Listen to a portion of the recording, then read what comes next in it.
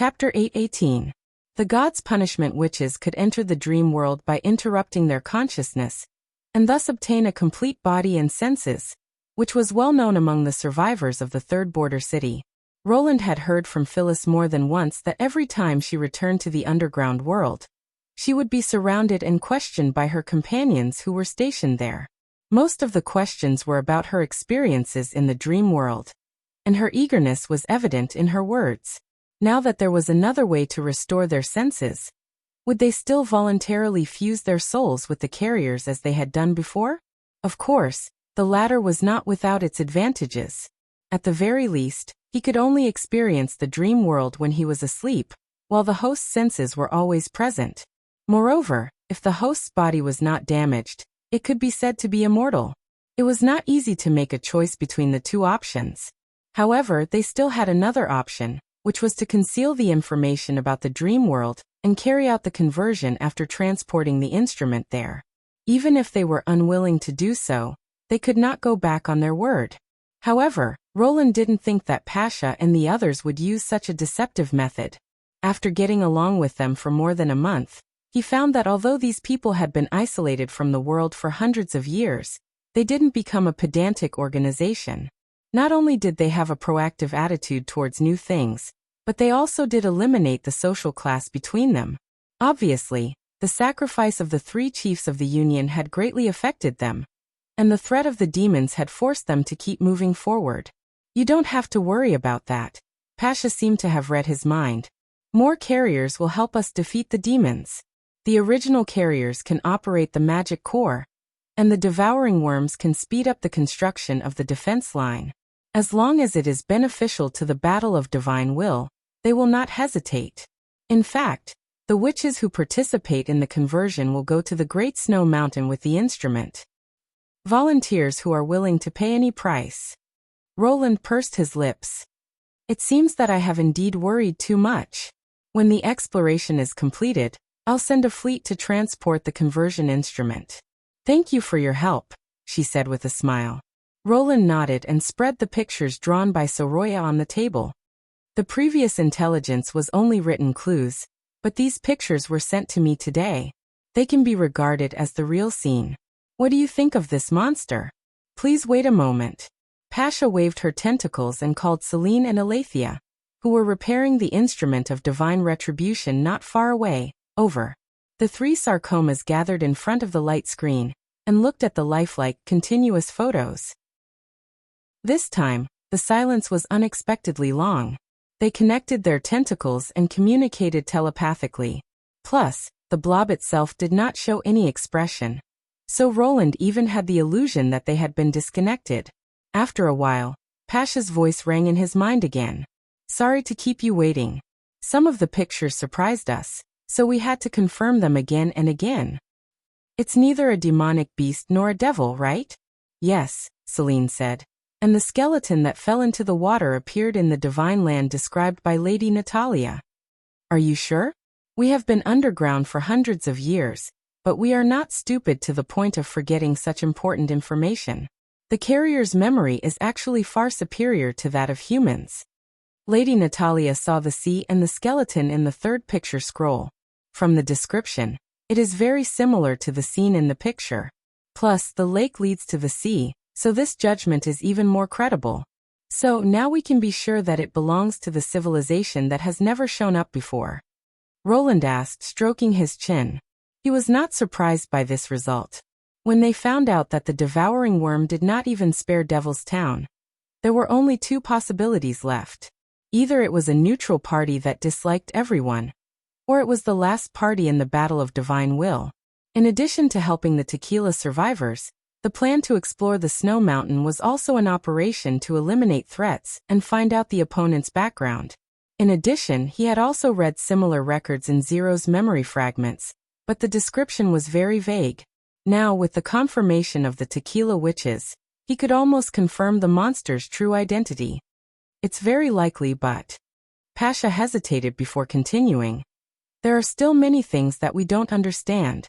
For example, the demonic beast. This group of beasts throughout the Land of Dawn should have been eroded and mutated by magic power, just like the witches who obtain magic power.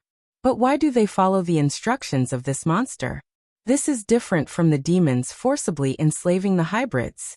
It's more like the relationship between the leader and the follower. Roland had also thought about this question. If the demonic beasts were a part of that civilization, it was also difficult to explain why they did not accumulate the hybrids and then destroy the humans and demons in one go. Any intelligent race would not let their power be wasted in the months of demons every year. Perhaps the origin of these deformed beasts was not as simple as they thought. When the battle of divine will starts, we will know the answer. Roland shrugged and pretended to be relaxed. If they are also relatives of the monster, that would be great. Then, when we defeat all the opponents, even when the months of demons comes, these ugly creatures will not be seen in the vast snowfield. You're right. Pasha was startled at first, then she chuckled. You see it clearly. Indeed, no matter how they were born, as long as they appear in the battle of divine will, they are enemies that we must defeat. The following discussion focused on how to block the underground river in the ruins, and how to build a line of defense. When the meeting was about to end, Roland suddenly thought of a key problem. By the way, since we have caught the tail of the hidden civilization, we should give them a name. He cleared his throat. Just like the civilization in the first scroll, they are called demons. Is it important? Pasha asked while tilting her mane beard. Demons are the most popular name. In the Union, some people also call them blood fiends, deformed demons, or defilers. Of course, a suitable name is very important for propaganda and mobilization. The more evil it appears, the more it can arouse people's antagonism. Then, what do you think we should call them?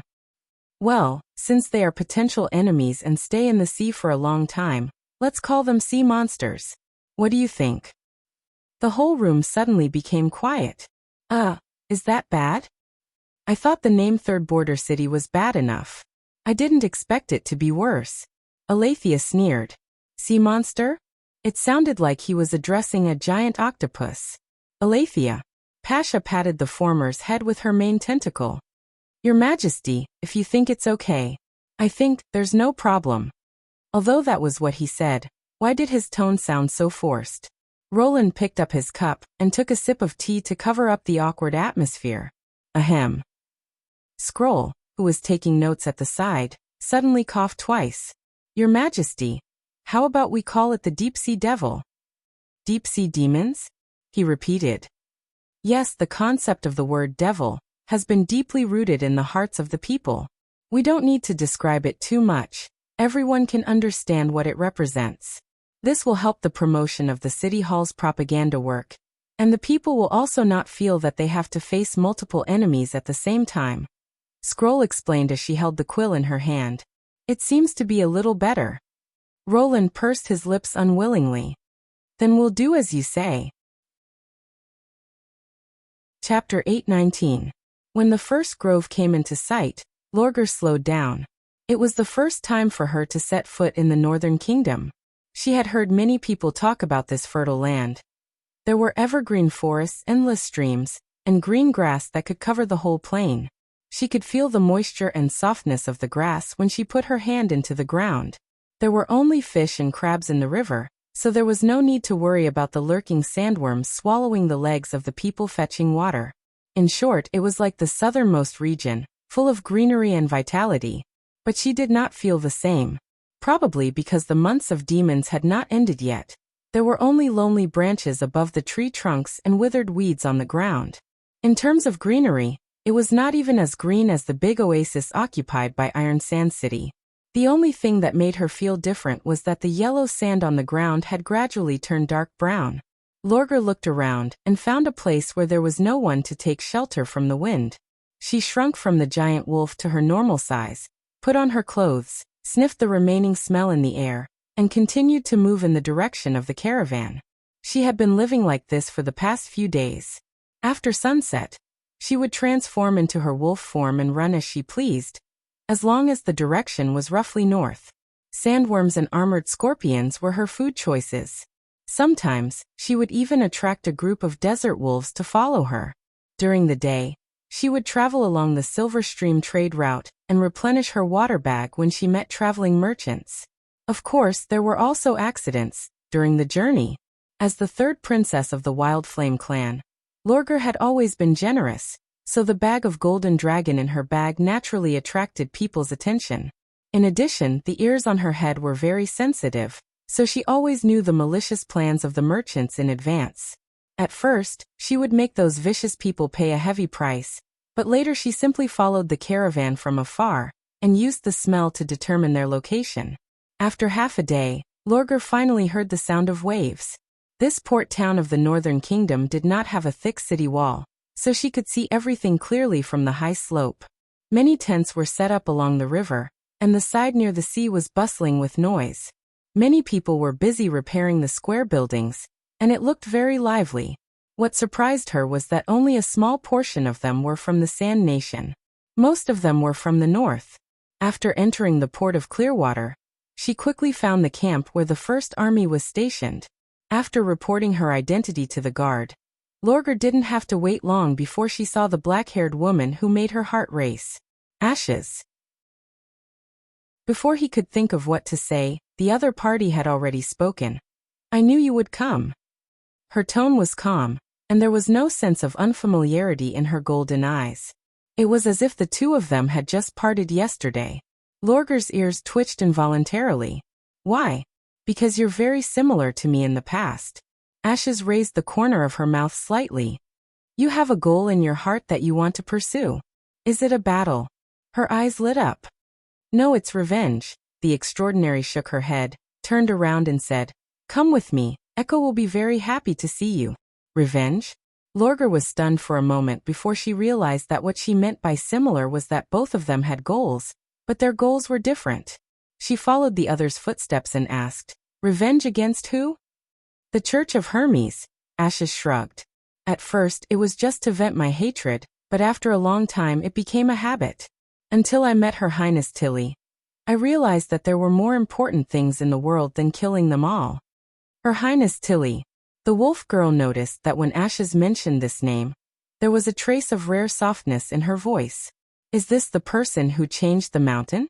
She knew that people like Ashes, once they set their goals, it was very difficult to be influenced by the outside world. The person who could have such an impact on her must be an extraordinary person. She made a mental note of this name. When passing by a building under construction, Lorgar asked Ashes another question in her heart. "I heard that since the Queen of Clearwater left, the port of Clearwater was burned to ruins. These people shouldn't be the local refugees, right? Why do they seem to be more than the Sand Nation who migrated here?" "Of course not, they're all from Neverwinter." "Neverwinter? You mean the territory of Roland Wimbledon, the king of Grey Castle?" Lorgar said incredulously. "He sent his own people to build houses for the Majins." "No, these people volunteered, because the salary for the construction work here is 5 to 10 silver royals more." According to the workers, as soon as the Ministry of Construction released the news, the people who signed up filled the city hall. Ministry of Construction? City hall? The wolf girl shook her tail blankly and asked, "Then, what about the Sand Nation?" She remembered that the first batch of several small clans that migrated added up to 2,000 or 3,000 people. The great chief would not rather send people from thousands of miles away than make the Sand Nation work here. If he really did that, she would doubt his motives. Most of them went to the Endless Cape, where His Majesty wants to build a new city. Ashes answered quickly. The Osha clan is no exception. Only the clans that participate in this construction task can live in the new houses and receive the same food supply as the people in Neverwinter. Build a city in that wasteland where there is neither oasis nor human habitation. If she didn't know that a proud person like Ashes wouldn't even bother to lie, she wouldn't have believed it to be true. What on earth is the King of Grey Castle thinking about? Then, what about those who can't go? If it's because of physical reasons, they can stay to help the construction team build the port of Clearwater and receive the same treatment. In other words, as long as they're willing to work, they don't have to worry about starvation. At this point, Ashes seemed to sigh with emotion. Her Royal Highness Tilly once said that the ideal world in her heart is to gain as much as you put in. Between people, people don't rely on force to win everything, but rely on their own hands to accumulate wealth. It sounds incredible, but I didn't expect that her unreliable brother could do it. Lorgar automatically ignored the last sentence and asked, "But why does the great chief want to build a city in the Endless Cape? There's nothing there." "There's Blackwater." Ashes spread out her hands and said, "His Majesty wants to collect a lot of it." Just for this reason?" The wolf girl was stunned. He did so many things just for the Blackwater. He obviously bought it from the Iron Sand City like the Queen of Clearwater. She did not believe in groundless kindness. Most people in power wanted nothing more than money and land, but this series of actions was completely contrary to the two. Not only did he give the land to the Sand Nation, but he also reclaimed the desert and sent troops to guard it. No matter how she looked at it, it was a big project that cost money like flowing water. Just this expense alone could buy hundreds of barrels of Blackwater. If this was the other party's purpose, the King of Greycastle's behavior was a little too strange. She could not help but worry about her father's decision. She thought that Ashes would refute or explain, but she just raised her eyebrows and said, "Yes. Who knows what he's thinking?" Huh. Chapter 820. Just as Ashes had said, Drow Silvermoon was very happy to see her. Drow hugged her so warmly that Lorgar did not know where to put her hand. Logically speaking, a hug was the chief's way of greeting the chief. Although Silvermoon was 1 or 2 years younger than her, she should greet the chief of the clan by hugging her chest. In the following conversation, Silvermoon did not put on an air of superiority, especially when Lorgar said that she planned to go to Neverwinter with them. Silvermoon treated her like a sister, and even asked Lorgar to call her Echo. Silvermoon also told Lorgar about the witch's life in Neverwinter with great enthusiasm. However, Lorgar did not take it seriously. After all, what Echo said was a little exaggerated. Even if Greycastle was rich in resources, it could not feed everyone. If that was the case, there would be endless food and witches to cure diseases and diseases. Wouldn't it be like the kingdom of God in heaven? Although she had never been out of the desert, she had heard many stories about the Northern Kingdom. Just like the Iron Sand City, only a small number of people in high positions could live a luxurious life there, and Echo should be one of them. She did not think that she could win the favor of the chief like the Osha princess. The divine lady who no longer inherited the Wildflame clan was obviously not as valuable as Echo. But Lorgar did not care about this. As long as there were stronger enemies there, she would continue to fight. However, when it came to the Wildflame clan's plan to move to the port of Clearwater, everyone's reaction was not as surprised as Lorgar had expected. Especially the loyal dog of Osha, Ironaxe, who was standing aside, frowned slightly. Only Echo showed a happy smile. "Really? That's great. In this way, it won't be long before the port of Clearwater returns to its former prosperity, and His Majesty's goal can be achieved sooner." Ahem. Lady Echo. Ironaxe winked at her. "This is only their plan. It may not come true." "That's true. I was too impatient." Queen smiled, slightly embarrassed. Lorgar immediately understood the problem. As the former leader of the clans, the Wildflame clan, together with its vassals, had a total of more than 5,000 people, which was more than the total number of Sand Nation who had arrived at the port of Clearwater. Compared to ruling a large and prestigious clan, it was obviously easier to control those small clans that were full of competition and rivalry with each other. They probably did not expect that the clans living in Iron Sand City would make up their minds so quickly. Logically speaking, the 6 clans, who did not have to worry about the oasis drying up, would not easily leave their own territories, and would never even seek refuge with the great chief. However, she did not continue to discuss this matter. While Wildflame could bring them more influence, it would naturally change the balance of power in this area. If the Osha clan, or the King of Greycastle didn't have the ability to control it, it wouldn't be a bad thing to let his father take over. After all, she was still the 3rd princess of the Wildflame clan. In the next few days, Lorgar would wander along the Clearwater Bay when she had nothing to do. Now that she had met Ashes, she was not in a hurry to go to Neverwinter. Taking advantage of this time, she intended to carefully inspect the evergreen land where Wildflame would settle down in the future. Lorgar soon found that the speed at which the people of Greycastle built their houses was somewhat beyond her imagination. by the river bend, they built a row of hemispherical kilns, using a mixture of river sand and soil, and could fire batches of bricks every day. The fuel was not wood cut on the spot, but grayish-black stones transported from the northwest. They only needed to fill the furnace once, and it could burn for a whole day, which was even better than charcoal. This was also the work that the people of Sand Nation participated in the most, and most of them were women and the elderly. They seemed to be divided into several groups, and every time they dug out a load of soil, or carried a box of black stones, a manager would press a mark on their arm. According to the results of her observation, the amount of food distributed every day was decided by these marks. When it came to the construction work, she rarely saw the people of Sand Nation, as the people of Grey Castle almost took care of everything.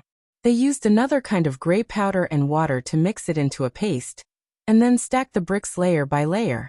Every house was built according to the same size and the same way, and she could see new changes almost every day. Another thing that surprised her was that the people of Sand Nation and Grey Castle treated her differently. Since she left Iron Sand City, Lorgar had never covered her furry ears and tail. When she met the eyes of the people of Sand Nation of Majin clan, most of them would always avoid her eyes and show a look of rejection, even though they had the same skin color. She was not a stranger to this reaction, and she had long been prepared for it. However, the people of Grey Castle did not show the slightest fear or disgust, and some of the bolder ones even took the initiative to greet her, as if they were accustomed to this half-beast body. Puzzled, she asked Ashes the question in her heart. "Ah, you mean this, isn't it very common for witches?"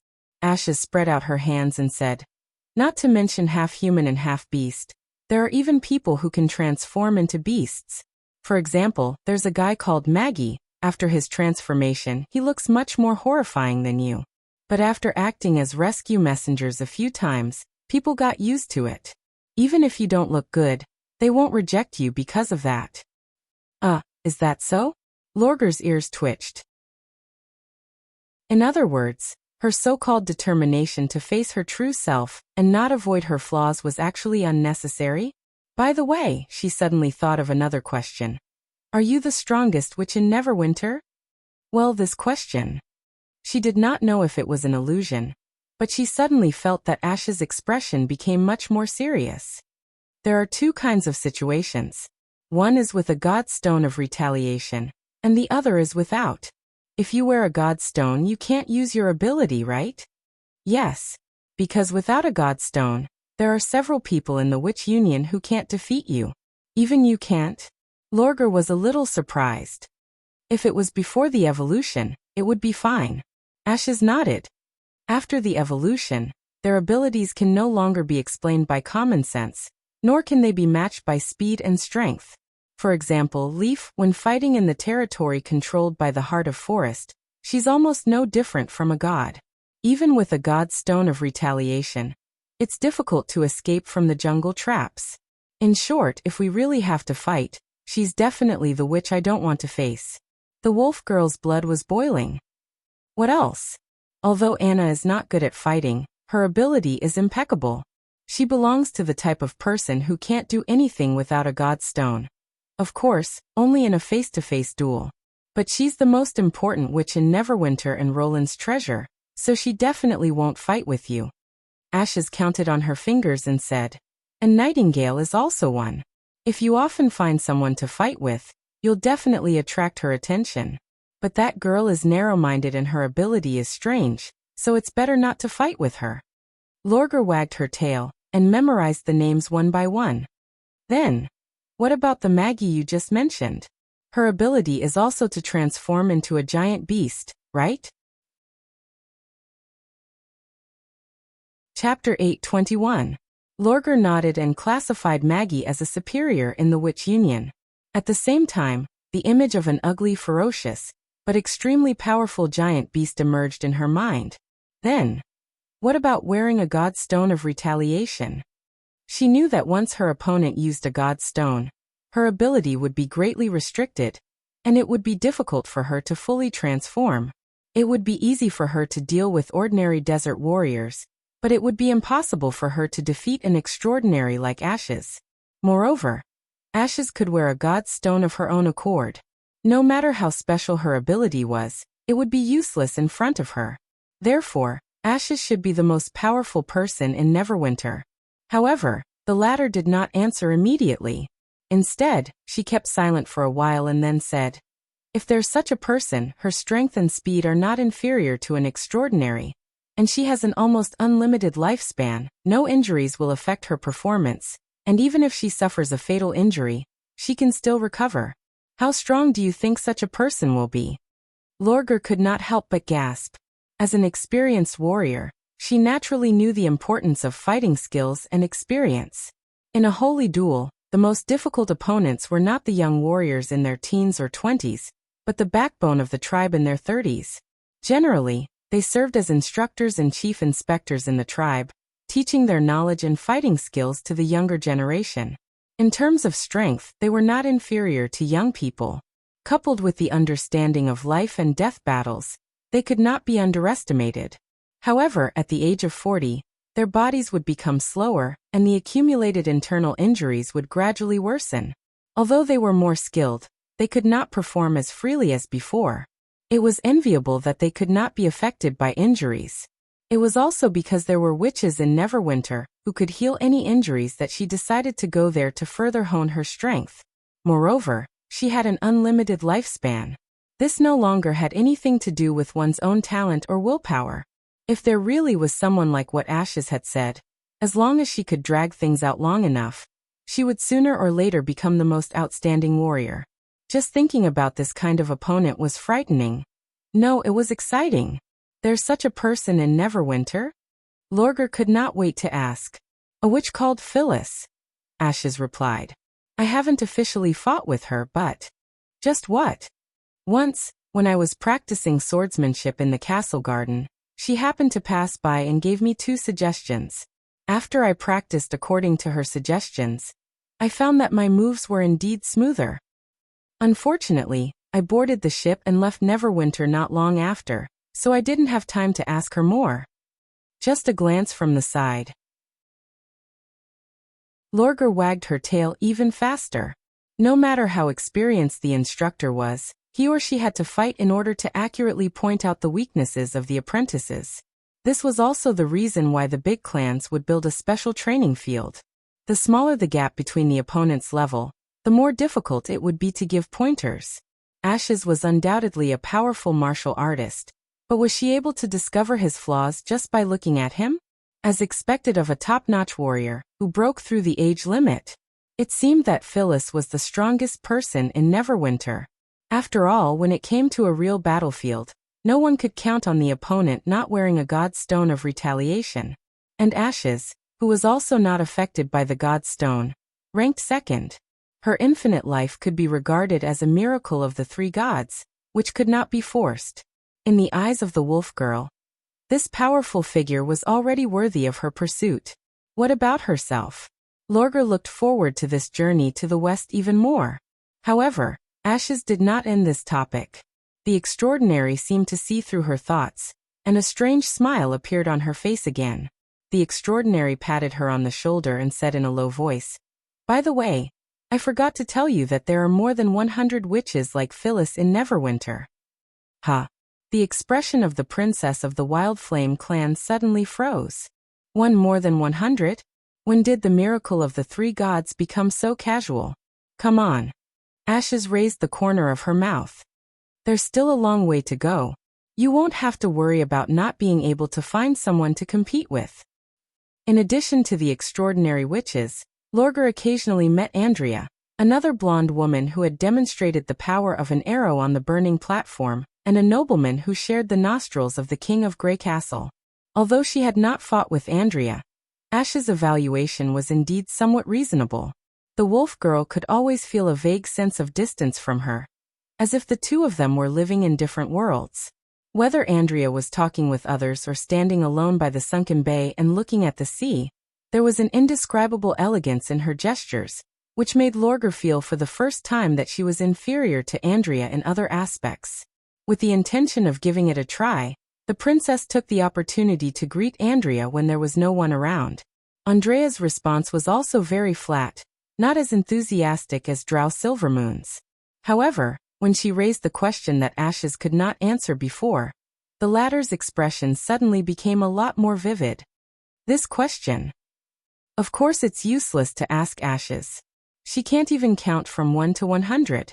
Her brain is full of muscles, let alone the way to govern a city, Andrea said with fervor and assurance. And His Majesty's policy is much more complicated. I also thought about it over and over again before I figured out a little bit. She paused and said, "But do you really want to hear it? It's much more difficult to understand than fighting." Yes. Lorgar nodded seriously. Father said that everything has a common principle, and other aspects of knowledge can also promote the growth of one's own martial arts skills. There's no such thing. Andrea rolled her eyes and sighed. All right, I'll tell you about it. If, as you said, we use the golden dragon to buy Blackwater, Neverwinter will spend a part of its wealth and eventually exchange for the goods you want, right? All transactions in the world are like this, Lorgar said affirmatively. Then, 20 years later, assuming everything goes well, His Majesty will have no change except for losing a large amount of golden dragon. Lose.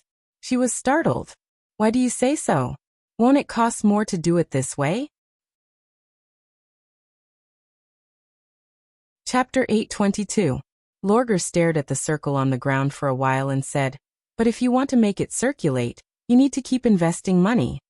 In short, a large part of it is not in the hands of the great chief. That's the key.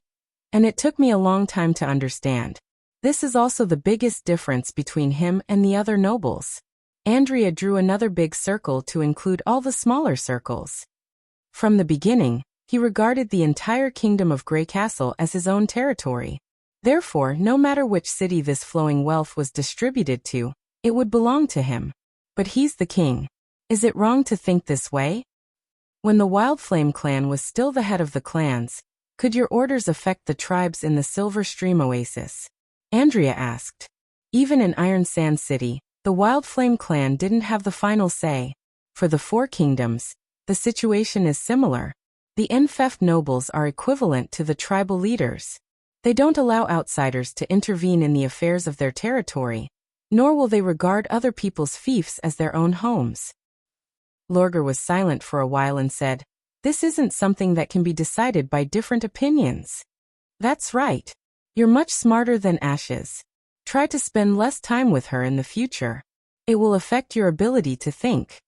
Andrea patted her on the shoulder and said, "This requires both strength and policy. The former will make the Enfeft nobles flinch, and the latter will concentrate the power in the hands of the king. This is definitely a pioneering move. The difficult thing is that His Majesty not only has this idea, but also moved in this direction from the beginning. The longer I stay in Neverwinter, the more I realize that there are countless such details. It's a little complicated." Lorgar touched her head, and was a little surprised. She did not expect the blonde woman, who seemed to be 1,000 miles away, to answer such a question so carefully. Could it be that she always wanted to share these discoveries with others, but had no one to talk to? Of course, politics is 10,000 times more complicated than fighting, Andrea said proudly. And that's just one of the reasons. The other reason is that he's not only gaining more and more wealth, but also, us? This logic is much simpler. The migrating Sand Nation people obtain food and housing through work, which is part of this cycle.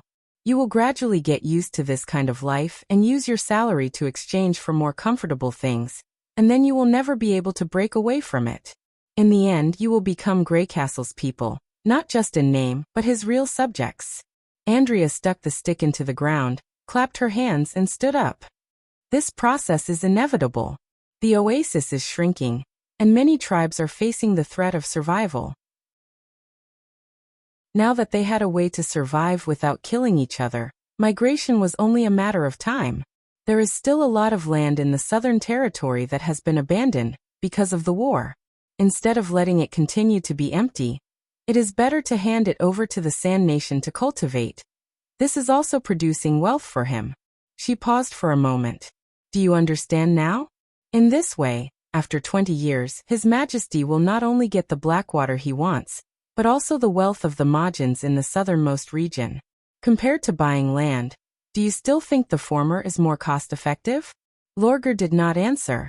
She suddenly felt that something had touched her heart. Compared to the question itself, Andrea's attitude concerned her more. The reason why Andrea did not hide the truth was not because she trusted her, but because it did not matter even if she knew. Whether she accepted it or not, the result could not be changed. It was like a waterfall rushing down from a cliff. Its momentum was unstoppable. Grand, forceful, unstoppable. She was able to integrate the situation, people's hearts and strength into one. She had considered all of this to such a profound extent, and the moves she performed were inevitably unavoidable. The person who saw through the layout was worthy of admiration, not to mention the initiator. If the great chief had been born in the Iron Sand City, he must have been an outstanding warrior. Perhaps this was the direction she should be working towards. Thank you for your guidance. I feel that my martial arts have taken a step forward. Lorgar clenched her fists and said. As long as you can understand what? Wait, did you say martial arts? Yes, I'm going to practice now. Please excuse me, she said and ran to the hillside behind her. There was an open gravel field, which was suitable for practicing martial arts. She's really the same as Ashes. An idiot. After running for 100 steps, the wolf girl heard Andrea muttering to herself, but the word idiot was not as cold as it had been at the beginning.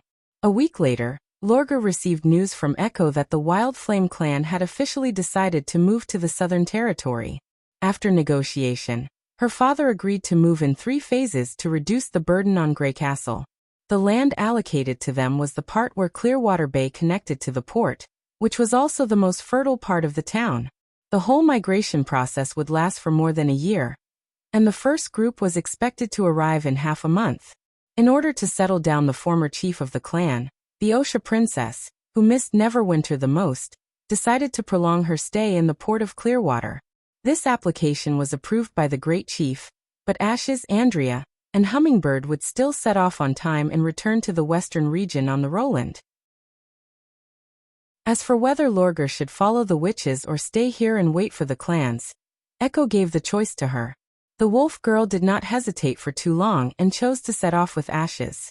She believed that even if she was not here, her father and brother would be able to handle the affairs of the clans well. The Southern Territory was no longer a place where they needed to rely on force and duelists to survive. If the small clans could fill their stomachs, then the Wild Flame clan would be even more so. Moreover, she had already given up the position of chief. If they met again in the short term, it would be easy for them to become estranged. Since she had to leave sooner or later, it was better to leave early. In addition, the news about Neverwinter and the witch union from Ashes and Andrea made her look forward to the western region. Whether it was the famous combat witches on the list of combat power, the powerful enemies hidden in the blood mist in the wilderness, or even the great chief who was physically weak, according to Ashes, but had unique martial arts, they were all reasons for her to set off early.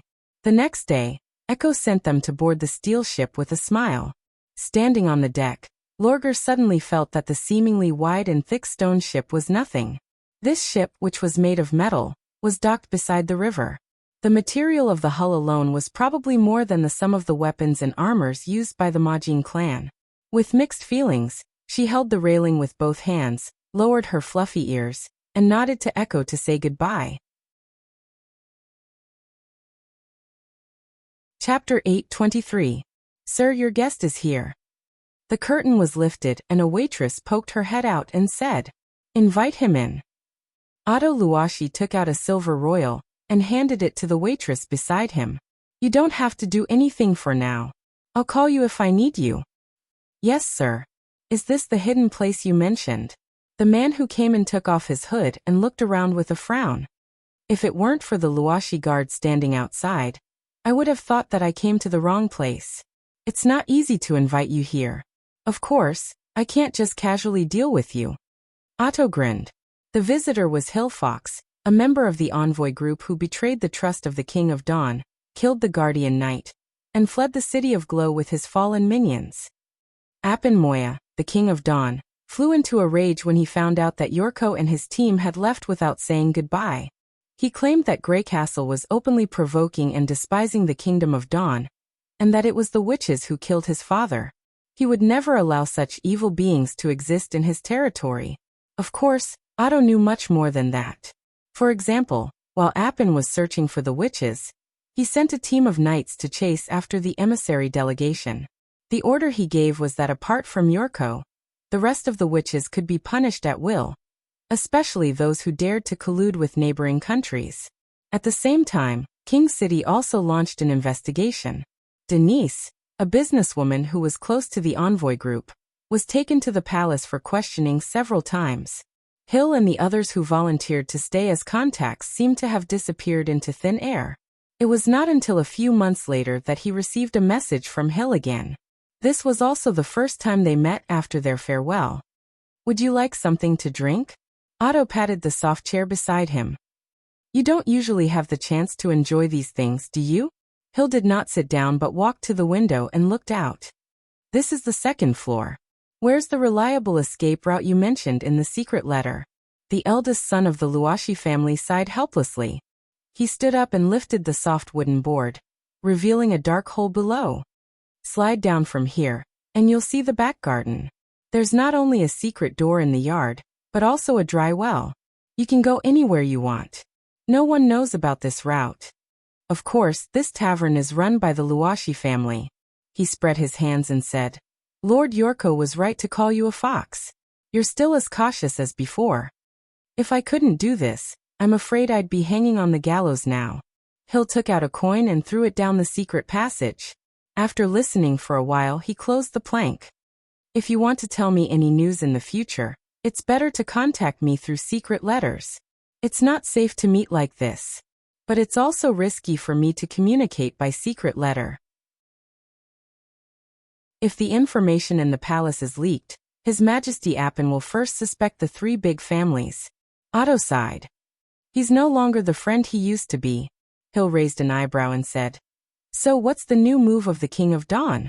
"He plans to attack the Church of Hermes to avenge his father." The eldest son of the Luashi family slowly told Otto the conversation he had heard during the court meeting. Although some ministers dissuaded him, His Majesty insisted. Now the city of Glow has begun to collect food. When the months of demons are over and the snow melts, the night group of the royal family will go to war with Duke Karb, who is in charge of the western wilderness. I was wondering why the price of porridge has increased by 1 copper royal recently. Fortunately, the Kingdom of Dawn is rich in resources. If it was Grey Castle, the Lord wouldn't have prepared for war during the months of demons if he didn't want to cause a riot," Hill said thoughtfully. "Did something happen to the Church of Hermes?" Otto knew why Roland was asking this question.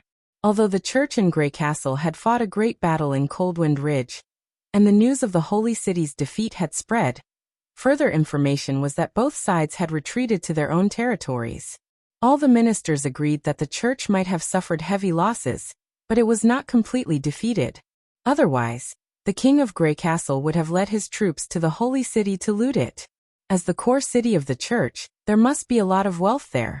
It was probably because the gods' punishment warriors brought by the pure witches had left a deep impression on Appin that he had stopped sending spies to gather information, and had not taken any other action. Now that the situation had changed, it could only be that the other side had discovered something new.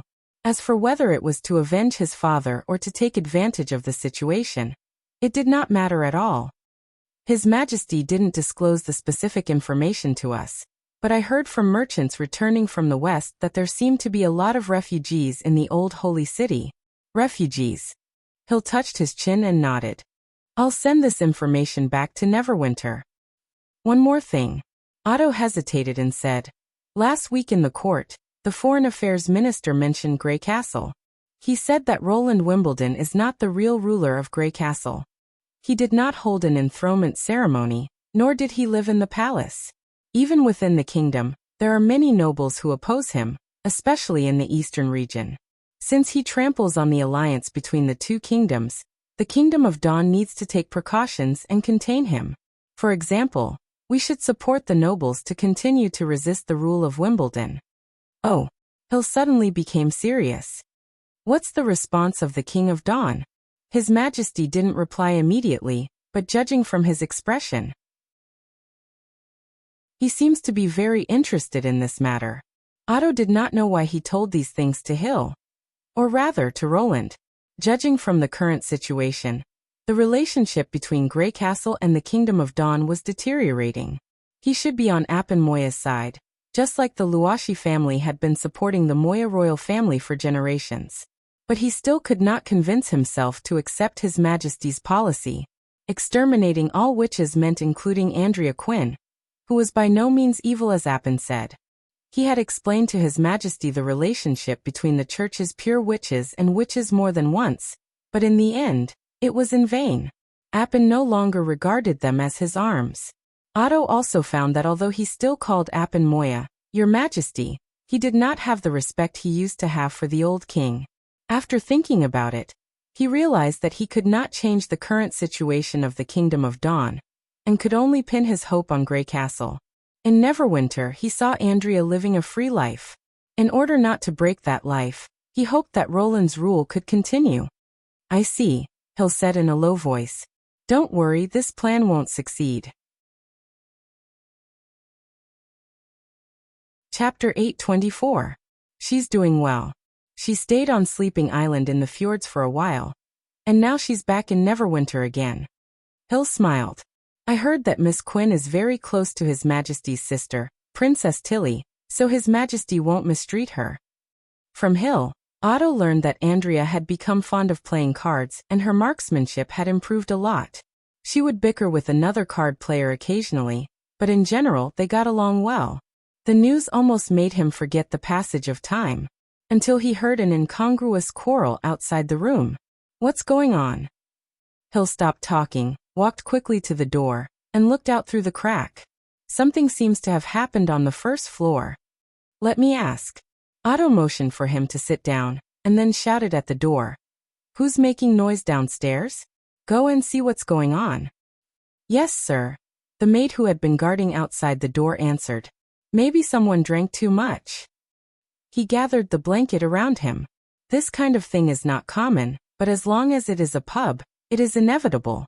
You said that Miss Quinn participated in the Neverwinter hunting contest.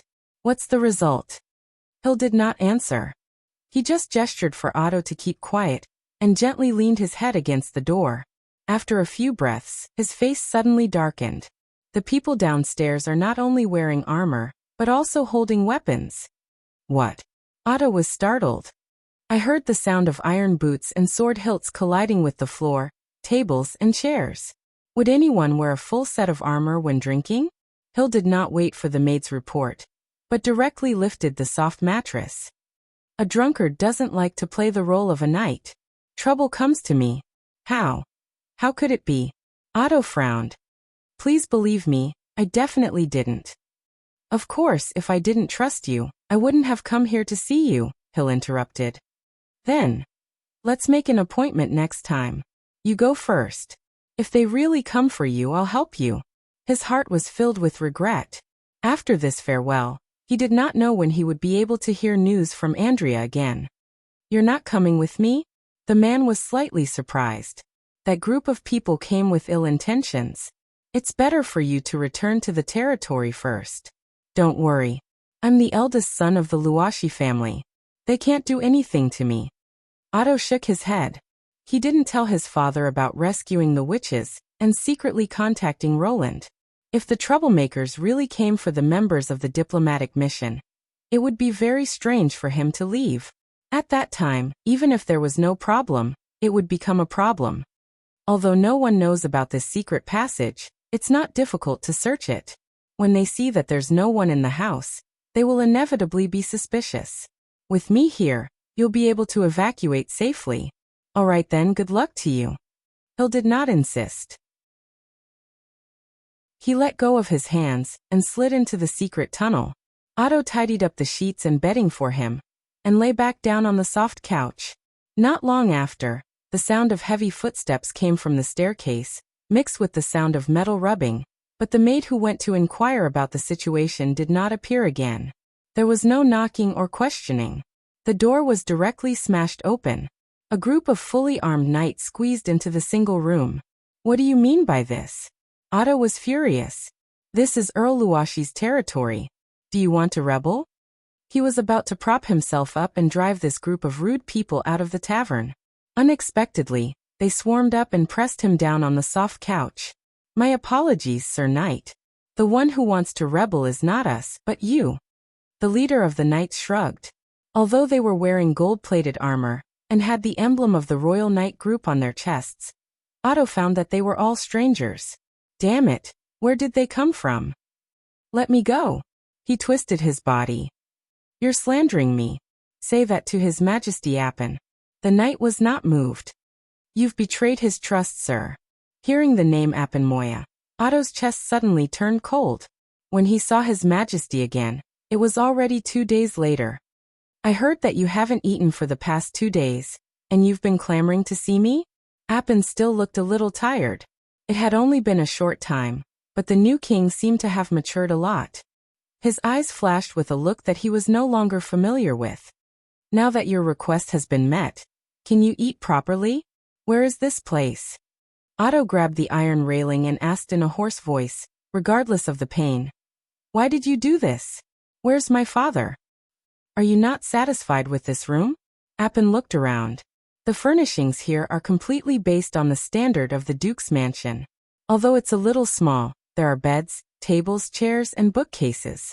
It should be very comfortable to live in. He paused. As for where this is, of course, it's under the palace. Only by locking you here can I be at ease. Otto gritted his teeth. Your Majesty, I want to talk to you, but I didn't. Betray me? The King of Dawn interrupted him. Do you think I'll still believe these lies and continue to be deceived by you? It took me 2 months to find some clues about the witches, but I didn't expect you to be involved in it. You entrusted the ambassador of Greycastle, Yorko, to participate in the auction at Black Money, and helped him leave the city of Glow after the incident. If this isn't betrayal, then what is? His voice was getting louder and louder. Obviously, he did not want to suppress his anger anymore. That day in the palace, didn't you hear how the king of Greycastle betrayed the covenant and trampled on my father's will? Do you want to talk to me about the betrayers or the witches who should go to hell? Appin's voice was full of hatred. Enough, Adaloshi. If you weren't my childhood friend, the eldest son of the 3 big families, you would have been sent to the gallows. I still need the power of the 3 big families, but it doesn't mean I'll need you forever. This is the last chance I'm giving you.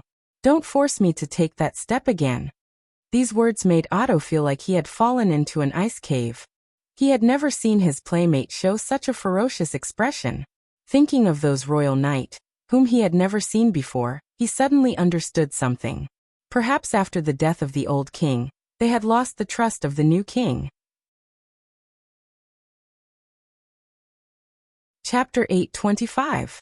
Although it was still snowing, it was good weather for the northern region. Nail was wiping the gun barrel in his hand in boredom. Occasionally, he would look at the impassable mountain range through the telescope. But the frequency of looking at the impassable mountain range decreased as time went by. Now he only looked at it 2 or 3 times a day.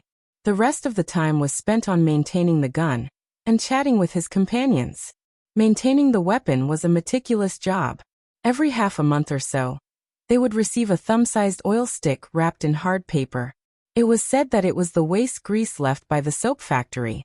When it was needed, they would first heat it up and then smear it on the special double-headed brush. The latter, with one end larger than the other, could be inserted into the gun barrel and the cartridge.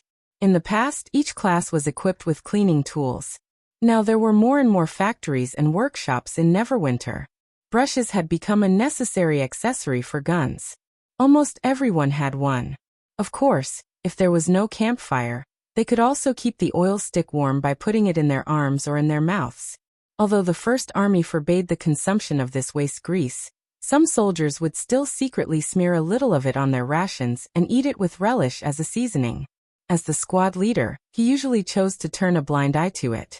After all, the team responsible for guarding the northern region were mostly veterans, some of whom were even 10 or 20 years older than him. If he had not attended the universal primary education class, he would never have been the squad leader. Looking at those former neighbors, uncles and uncles, Nail could only smile. After assembling the disassembled parts one by one, the rifle became shiny again. He pulled the trigger several times to make sure that the empty bullets were fired normally. Then he moved his eyes back to the position. The battle in autumn was still etched in his mind.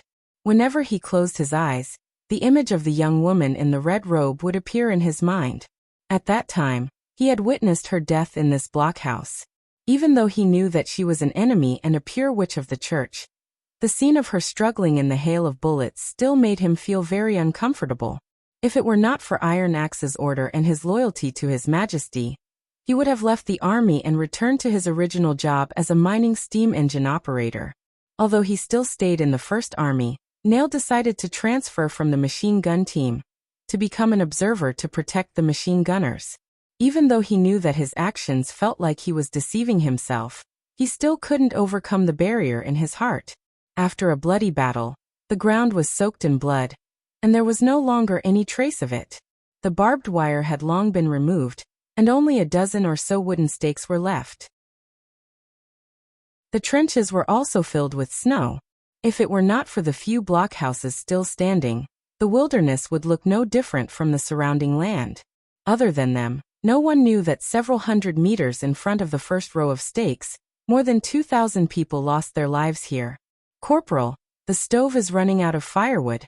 I'll go and get some from the field," said a soldier who was about the same age as Nail. He was referring to the stakes that had been used to fix the barbed wire. "Otherwise, the next group will blame us for not replenishing the firewood." "But we're on duty now." Nail shook his head and said, "It's not good to be seen by others. They won't say anything." Another veteran laughed and said, "It's so cold. Who cares if we go and get something to warm ourselves up? Besides, it's been several months, and we haven't seen any of those cowards from the church. How could they come to us at this time?" These words were unanimously echoed by everyone. Nail also knew that they were right. In the beginning, there were still 500 people in the camp. According to Iron Axe's request, they continued to stay at the foot of Coldwind Ridge to guard against the dying counterattack of the church or the invasion of demonic beasts. However, none of the expected enemies appeared. Probably because the higher-ups thought that the situation would not change much. More than 200 soldiers were withdrawn. The remaining soldiers were basically in the form of patrols, taking turns to stay in the blockhouse to monitor the movements in the northwest. He hesitated for a moment, and finally agreed to the soldiers' request. "It's too slow for you to move it alone. Call 2 more people to go with you." The latter whistled and said, "Yes, boss." Nail turned around and picked up the telescope to look at the end of the snowfield. It was still white as far as his eyes could see, as if it would never change. Just as he was about to take out his pistol and wipe it, 2 or 3 black spots suddenly appeared in his field of vision, which were particularly eye-catching against the white background. He was startled for a moment and then shouted, "Wait!" The soldiers who had walked to the top of the stairs immediately stopped, and the others around the stove also gathered together. "What's going on?" Nail wiped his glasses with the felt on his collar, and looked to the northwest again. This time there were more black spots. He held his breath and observed for a while, only to find that they were figures moving slowly in the snow. "Sound the warning horn. Someone is coming to the position." Woo woo woo woo. As the horn sound spread over the field, the whole camp suddenly boiled up. Nail took his rifle and went down the blockhouse with his team.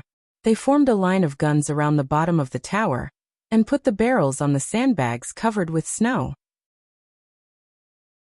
Since the trenches had been filled with snow, they could only shrink the line and assist the heavy machine guns to defend. "Are they from the church?" someone asked. "If not them, who else could it be?" The previous veteran muttered unhappily, "Coldwind Ridge has long been abandoned by His Majesty. Only Hermes can come from that direction. I underestimated them. Will there be another bunch of monster-like soldiers? This time, we don't have the support of the artillery battalion. What are you afraid of? I don't believe they can run around in the snow." The veteran spat. "Either you don't wear armor or you fall into the pit and become a target." "Boss, the distance. At least 1,000 meters away." Nail looked at the suspicious targets and could not help but frown. "Strange, something is wrong." "What's wrong?" "They. Don't look like the God's punishment army. Did the church send the judgment army here to die? Everyone was relieved.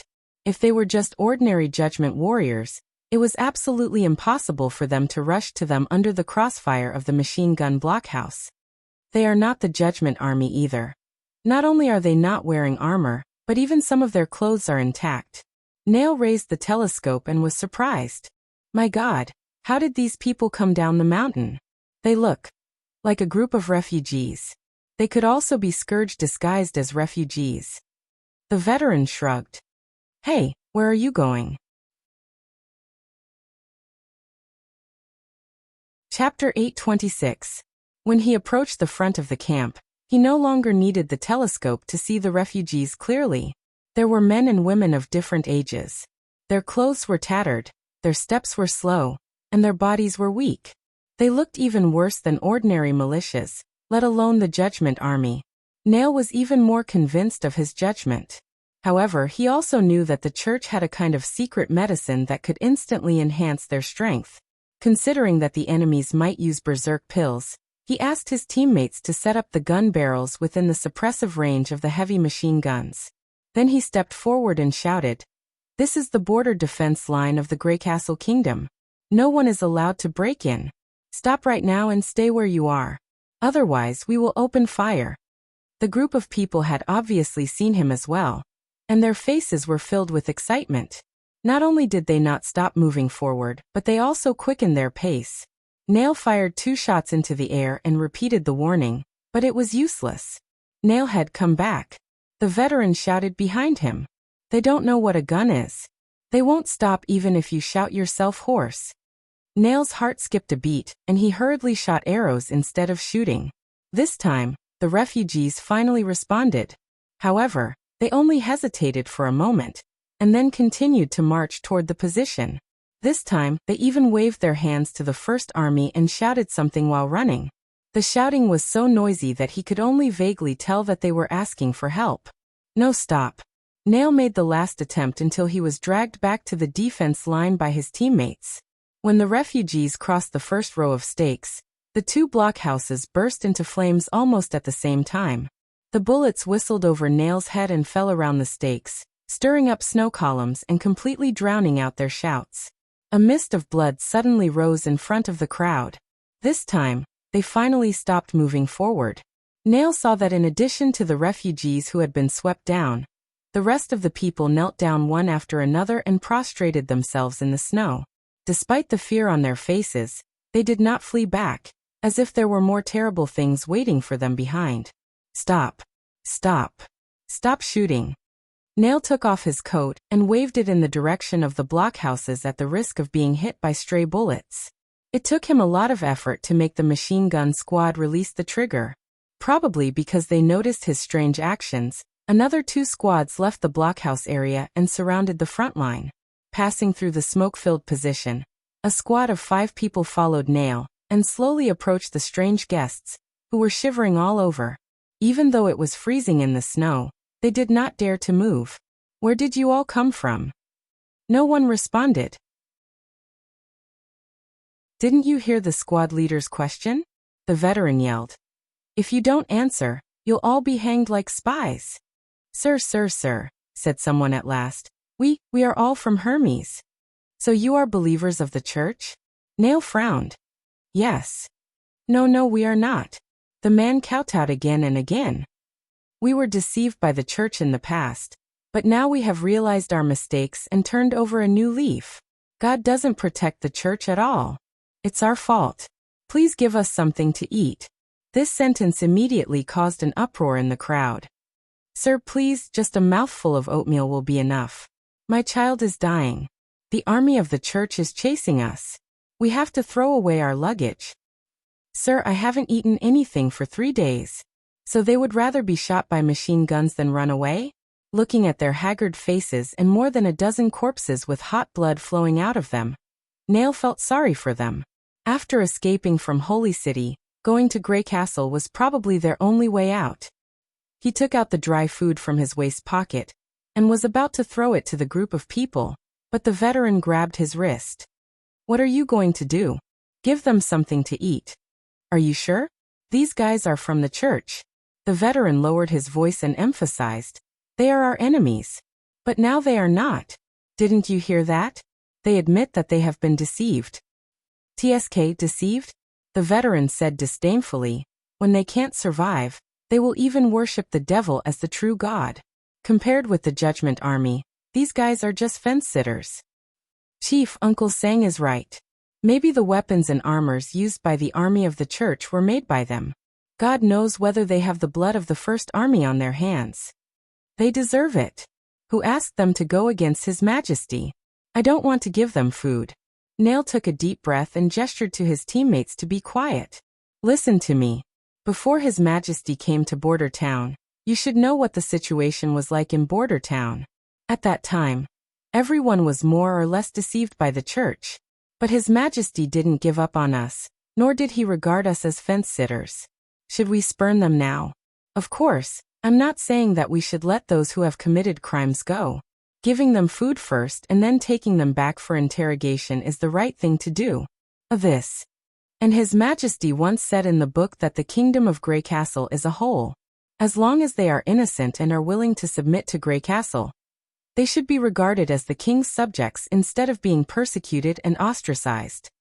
Nail said in one breath, if there are innocent people among them and we don't help them, won't we go against His Majesty's will?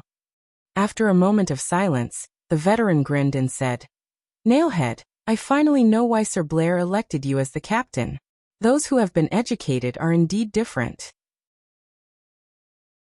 In the past, you were the one who couldn't even speak smoothly at critical moments. If Ironhead knew about this, he would definitely applaud you. Obviously, he did not agree with the statement that all those who submit to Grey Castle are subjects. However, all the soldiers in the First Army respected His Majesty Roland Wimbledon, and naturally did not want to oppose Nail's decision. But we can't throw food to them directly. That will only cause a fight. Pick out a few who can't stand it anymore, and ask them to line up for food. As more and more soldiers surrounded them, Eagleface, the deputy battalion commander in charge of the garrison in the northern region, also arrived at the front line. This tall man with round eyes and a pointy mouth resembled a gray eagle from the western region. Like Iron Axe, he was also one of the first outstanding hunters to join the militia. Who can explain to me what's going on? Nail stepped forward and gave a military salute, briefly telling him what had happened. Escaped from the holy city? Eagleface revealed a thoughtful look after hearing this, and then asked his men to bring a refugee to him. What happened in Hermes? If you can tell me everything in detail, I can let you fill your stomachs. Sir. The refugee swallowed and said, the cathedral of the new holy city collapsed. What? Nail was stunned. Even he had heard that the Cathedral of Hermes was the immortal symbol of the church. Before His Majesty's miracle building was completed, the Tower of Babel had been the tallest building built by human beings. At the beginning of the battle in Coldwind Ridge, he had fantasized about following His Majesty into the Hermes Plateau and occupying this legendary tower that could reach the sky. But this magnificent building actually no longer existed? I heard that there was a big pit under the church and the whole tower had sunk in. The refugee said intermittently. The Judgment Army blocked the scene, but such a big building disappeared without a trace. Coupled with the earth-shattering noise, everyone knew what had happened. The church is going to be finished, my lord. God no longer cares about the church. The residents in the periphery have begun to secretly escape. We were a little late, and as a result, we were chased by the Judgment Army. Out of hundreds of people, only we escaped.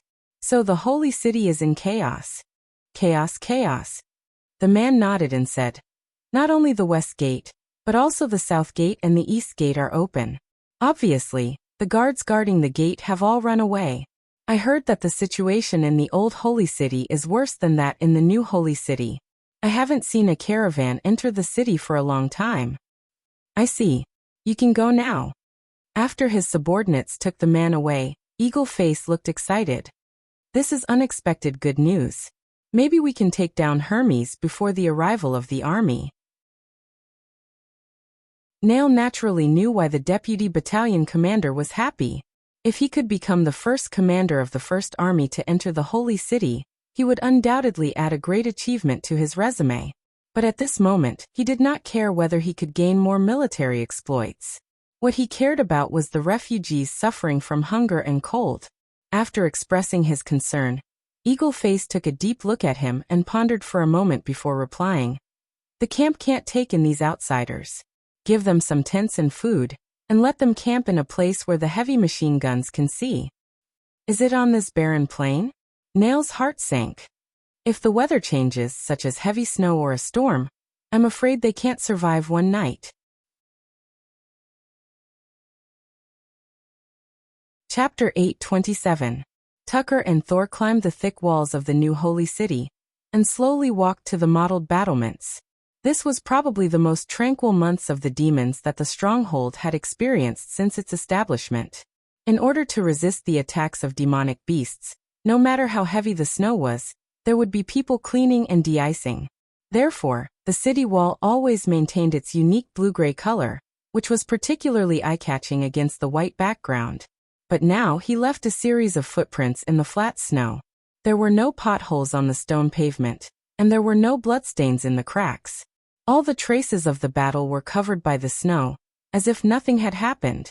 This would have been an incredible scene in the past. But there were so many changes recently that this inconceivable scene was not so surprising.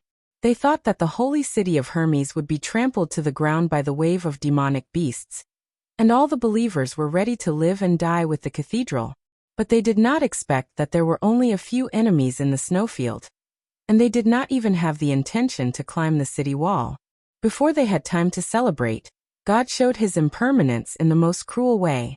Because the conquest of Grey Castle consumed too much of the church's power, the first task after winter was to re-elect the 3 archbishops and the corresponding high-level personnel. In order to stabilize the order of the holy city and restore the believers' faith in God, many young believers became the backbone of the church. Thor also became one of the interim archbishops because of his previous identity as the Chief Justice. However, just when the situation was slightly better, the cathedral suddenly collapsed on a windless night, and a group of high-level personnel fell into a deep pit in the ground. In an instant, everyone's feeling of survival was crushed. Thor happened to escape the disaster because he was patrolling the camp.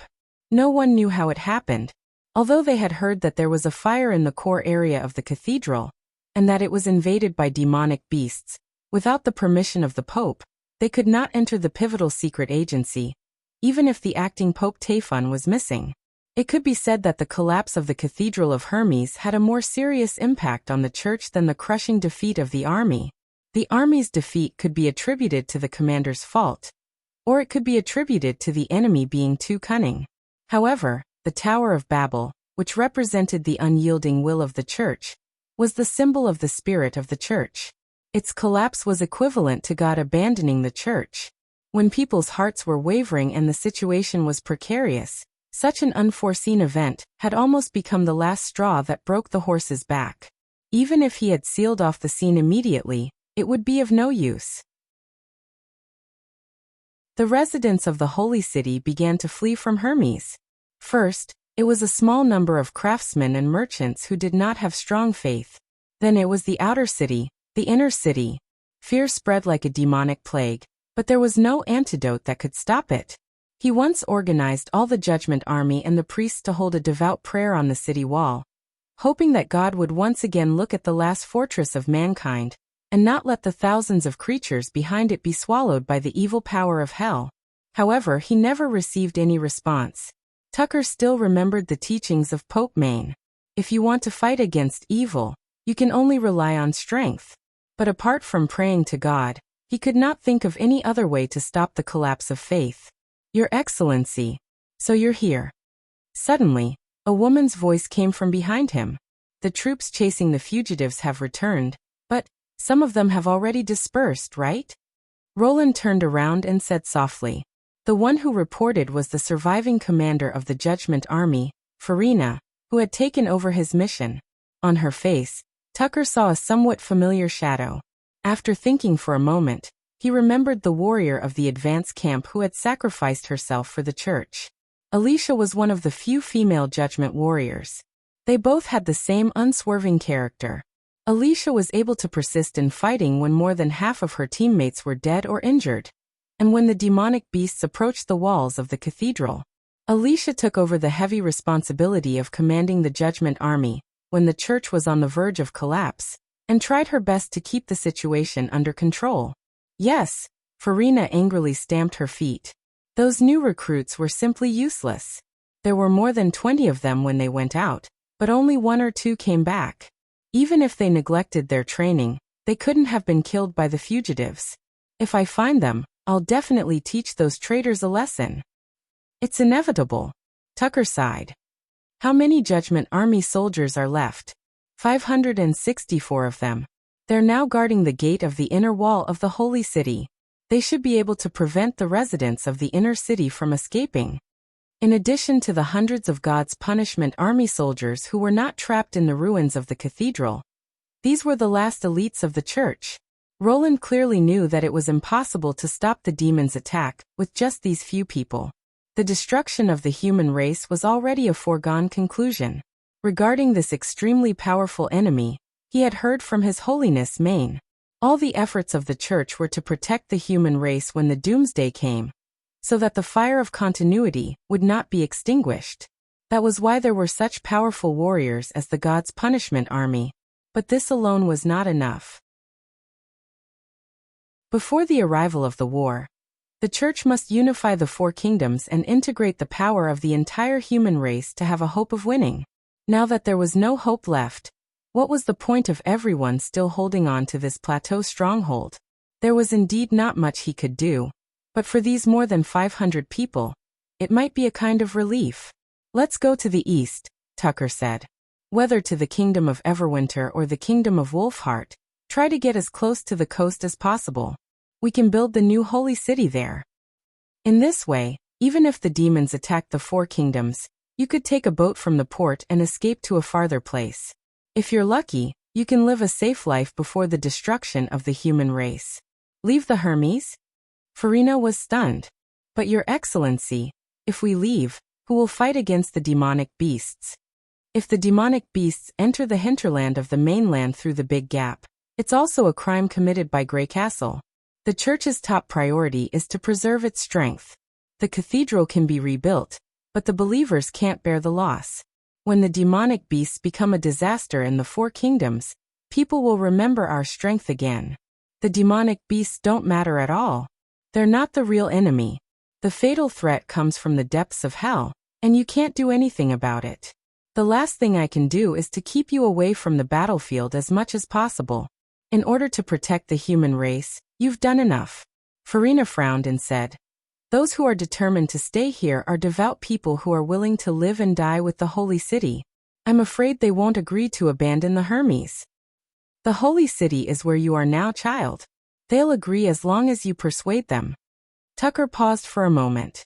And this is also the order of the acting pope. Protect yourself and continue the church. Do you understand?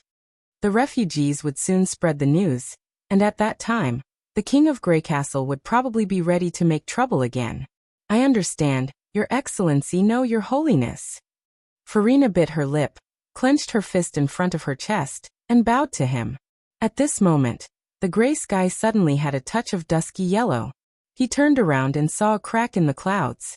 The orange-red setting sun was slowly revealing itself, casting rays of light onto the pure white snowy plains. This is the end of the months of demons? Farina showed a hint of joy. Yes, the snow will melt soon. Let's hurry and tell everyone. If we start preparing now, we can leave in 2 or 3 weeks. Yes, then I'll take my leave. She nodded and ran toward the inner city. At this moment, the bell that announced dusk came from the holy city. The 9 bell told not only to announce the time, but also the time when the believers closed their eyes and prayed to the gods.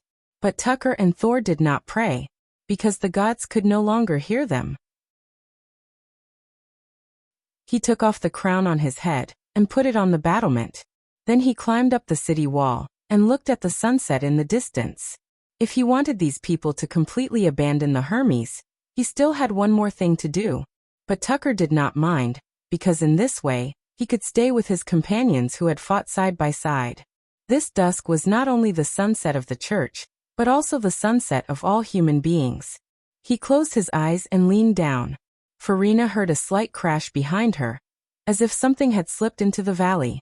She looked back and saw that there was no one on the city wall.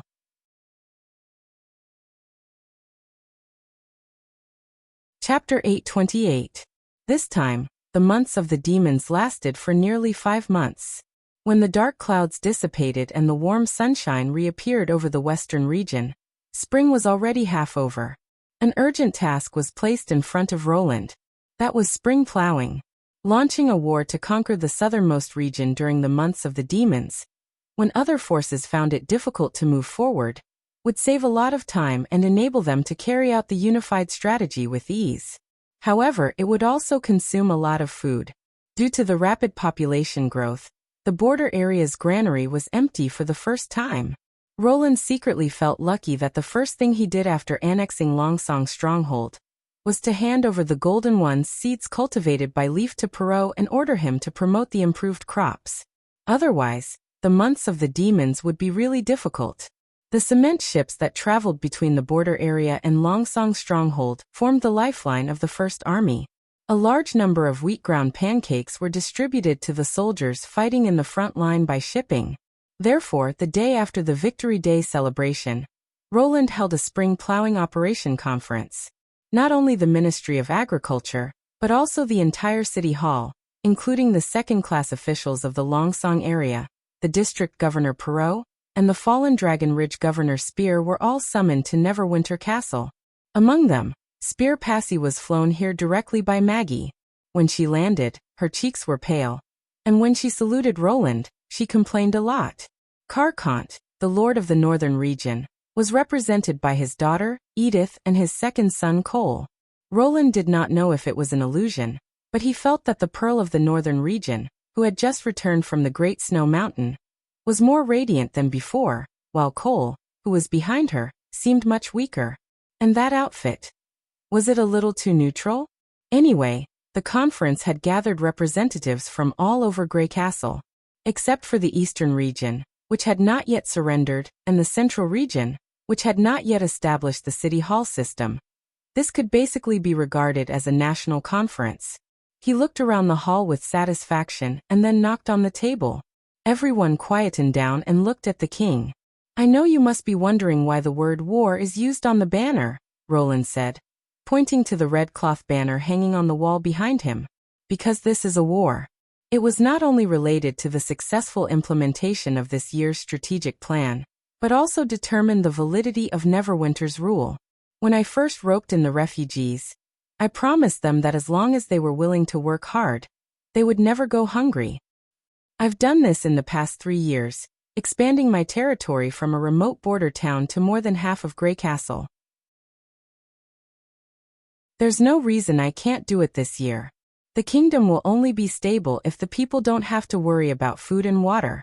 Therefore, I ask everyone to take spring plowing seriously and complete this year's plowing according to the regulations and sowing manual formulated by the Ministry of Agriculture. He paused for a moment. From this year onward, agricultural work will be subject to a special assessment, including the reclaimed area, the number of farmers, and the agricultural output. These will be the criteria to determine whether you are suitable to be a governor. Looking at the bewildered faces of the participants, Roland could not help but smile. It doesn't matter if you don't know what these assessment items are. Later, the Minister of Agriculture, Sirius, will spend a day explaining them to you in detail. In short, if you can't meet my requirements, it means that your ability is limited and you are no longer suitable to be a governor. Although no one said anything, it was obvious from their expressions that they were obviously nervous. This was the effect Roland wanted. Abolishing the aristocratic system, apart from being able to take back the feudal power, also meant that the officials of the territory would no longer be hereditary. He did not mind these people enjoying the benefits, but he would not allow them to hinder his development plan. And the agricultural assessment was just the beginning. Roland lifted a curtain behind him, revealing a number written in big red letters. In the first year, other standards can be relaxed, but in terms of agricultural output, I want you to meet this number. Everyone sucked in a breath of cold air. 50,000? Roland was not surprised. After all, according to the average level of this era, the annual harvest of an ordinary city was about 10,000 kilograms, and the harvest of an important town like the Old King's City could reach 15,000 kilograms. When Border Town used the golden ones for the first time, they had only collected a little more than 7,000 kilograms, which was already an astonishing harvest at that time. Of course, the actual harvest of each region was closely related to the area of farmland and the number of farmers. Unlike Border Town, which developed high-yield agriculture, big cities relied on the barbaric cultivation of tens of thousands of farmers in the surrounding villages and small towns to obtain so much food. That was why Roland included these two items in the assessment. After all, the fewer the farmers, the more workers the factories could accommodate. Roland gestured for everyone to quiet down. In fact, when you see the experimental field of golden twos, you'll realize that this goal is not just a fantasy. After Leaf's repeated tests, the unit yield of golden twos can be more than twice that of golden ones, and the ears of wheat in the field can crush the stalks. This time, it was Perrault's turn to exclaim, "Your Majesty! Can it really be more than twice that?" Among the officials from other cities, he was the only one who was deeply impressed by the amazing yield of golden ones. During the War of the Months of Demons, the Longsong area had provided more than 50% of the First Army's rations because there was a large amount of surplus food after golden ones were planted. If it were ordinary wheat, it would not even be enough to feed a city. That's true, but golden twos aren't completely flawless. Roland looked at Leaf and said, "Miss Leaf of the Witch Union, please explain its characteristics in detail." Leaf nodded and bowed to Roland. She walked up to him with a bag of ripened wheat and began to show golden twos to everyone. "It's different from all the wheat you've seen before.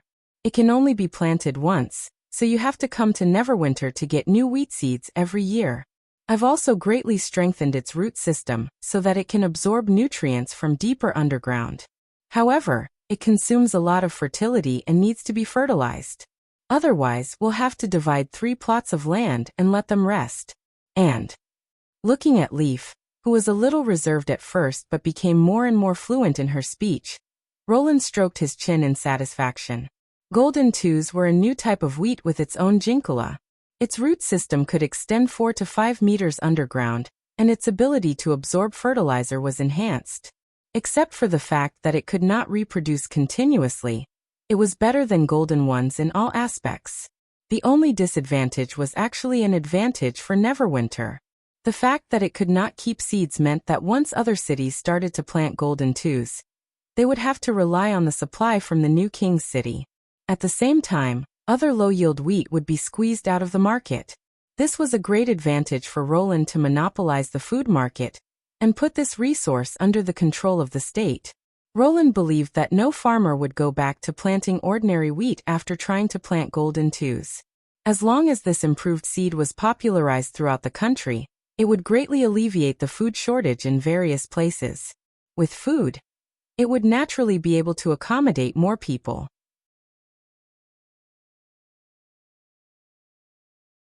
Chapter 829.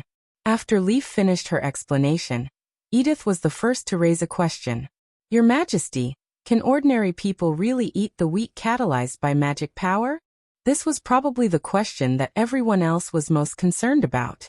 After the Pearl of the Northern Region spoke, not only Perrault, but also Spear looked worried. First of all, there's no essential difference between golden twos and golden ones. They were both cultivated by Leaf. Golden twos just further increased the yield of the wheat. Roland answered with a smile. Secondly, although it's modified by magic power, it doesn't contain any magic power. Therefore, we don't have to worry that it will harm ordinary people. In fact, the oatmeal and pancakes I've been eating recently are all from golden twos in the experimental field. He couldn't help but think of the debates between natural food, hybrid food, and genetically modified food in the future. Some people always emphasized that natural food was the best, but they didn't know what natural food should look like. It was a very complicated question to explain the origin of golden twos in detail. It involved the mutation and inheritance of living things. Even Leaf might not be able to understand it. Although her ability could make plants change dramatically in a short period of time, it basically required a continuous supply of magic power, and could not be passed on to the next generation. If the change was too big, the plants might even die without the supply of magic power. Therefore, when Leaf cultivated the golden wheat, her main role was to promote mutation and accelerate its growth. She selected the ones with characteristics that were more suitable for cultivation, and eliminated the inferior ones. After generations of breeding, a wheat with outstanding characteristics was finally formed. It was no different from the traditional cultivation method. The only difference was that the process was greatly shortened. In less than 2 years, the wheat had completed the evolution that would have taken hundreds of years. Roland had seen the original watermelon before. It was a fist-sized, hard-shelled fruit sack with a few pieces of yellow pulp in it. At first glance, it looked like an orange. In the 17th century, the flesh of the fruit turned red, and it grew a lot bigger. However, more than half of it was still filled with white meridians. If one used a spoon to dig, it would probably be emptied in 4 or 5 strokes. In addition, the fruits and crops that people were familiar with looked very different from the past. In fact, not only plants, but animals were also different. The most typical example was the dog, a type of pet that did not originally exist, but was transformed from a wolf under the influence of generations of humans. Therefore, the so-called natural food was the result of repeated artificial screening. If it really returned to its original appearance, it would be very difficult to eat. And it wasn't just humans. Any species, from mammals to microbes, were constantly changing their surroundings. From Roland's point of view, there was no difference between humans building a power station and yeast fermenting bread. They were both natural actions because life itself was a part of nature. However, these principles were too profound for the local officials, so he simply simplified his answer into 2 parts. Golden ones are fine after eating it, so golden twos are fine too, and if you don't believe me, I'm eating it too. In this era, the emperor setting an example was the best proof. Seeing that everyone was no longer doubtful, Roland continued. In addition, all food transactions in each city must be controlled by the secondary city hall. Just like in Neverwinter, private sales of food are prohibited.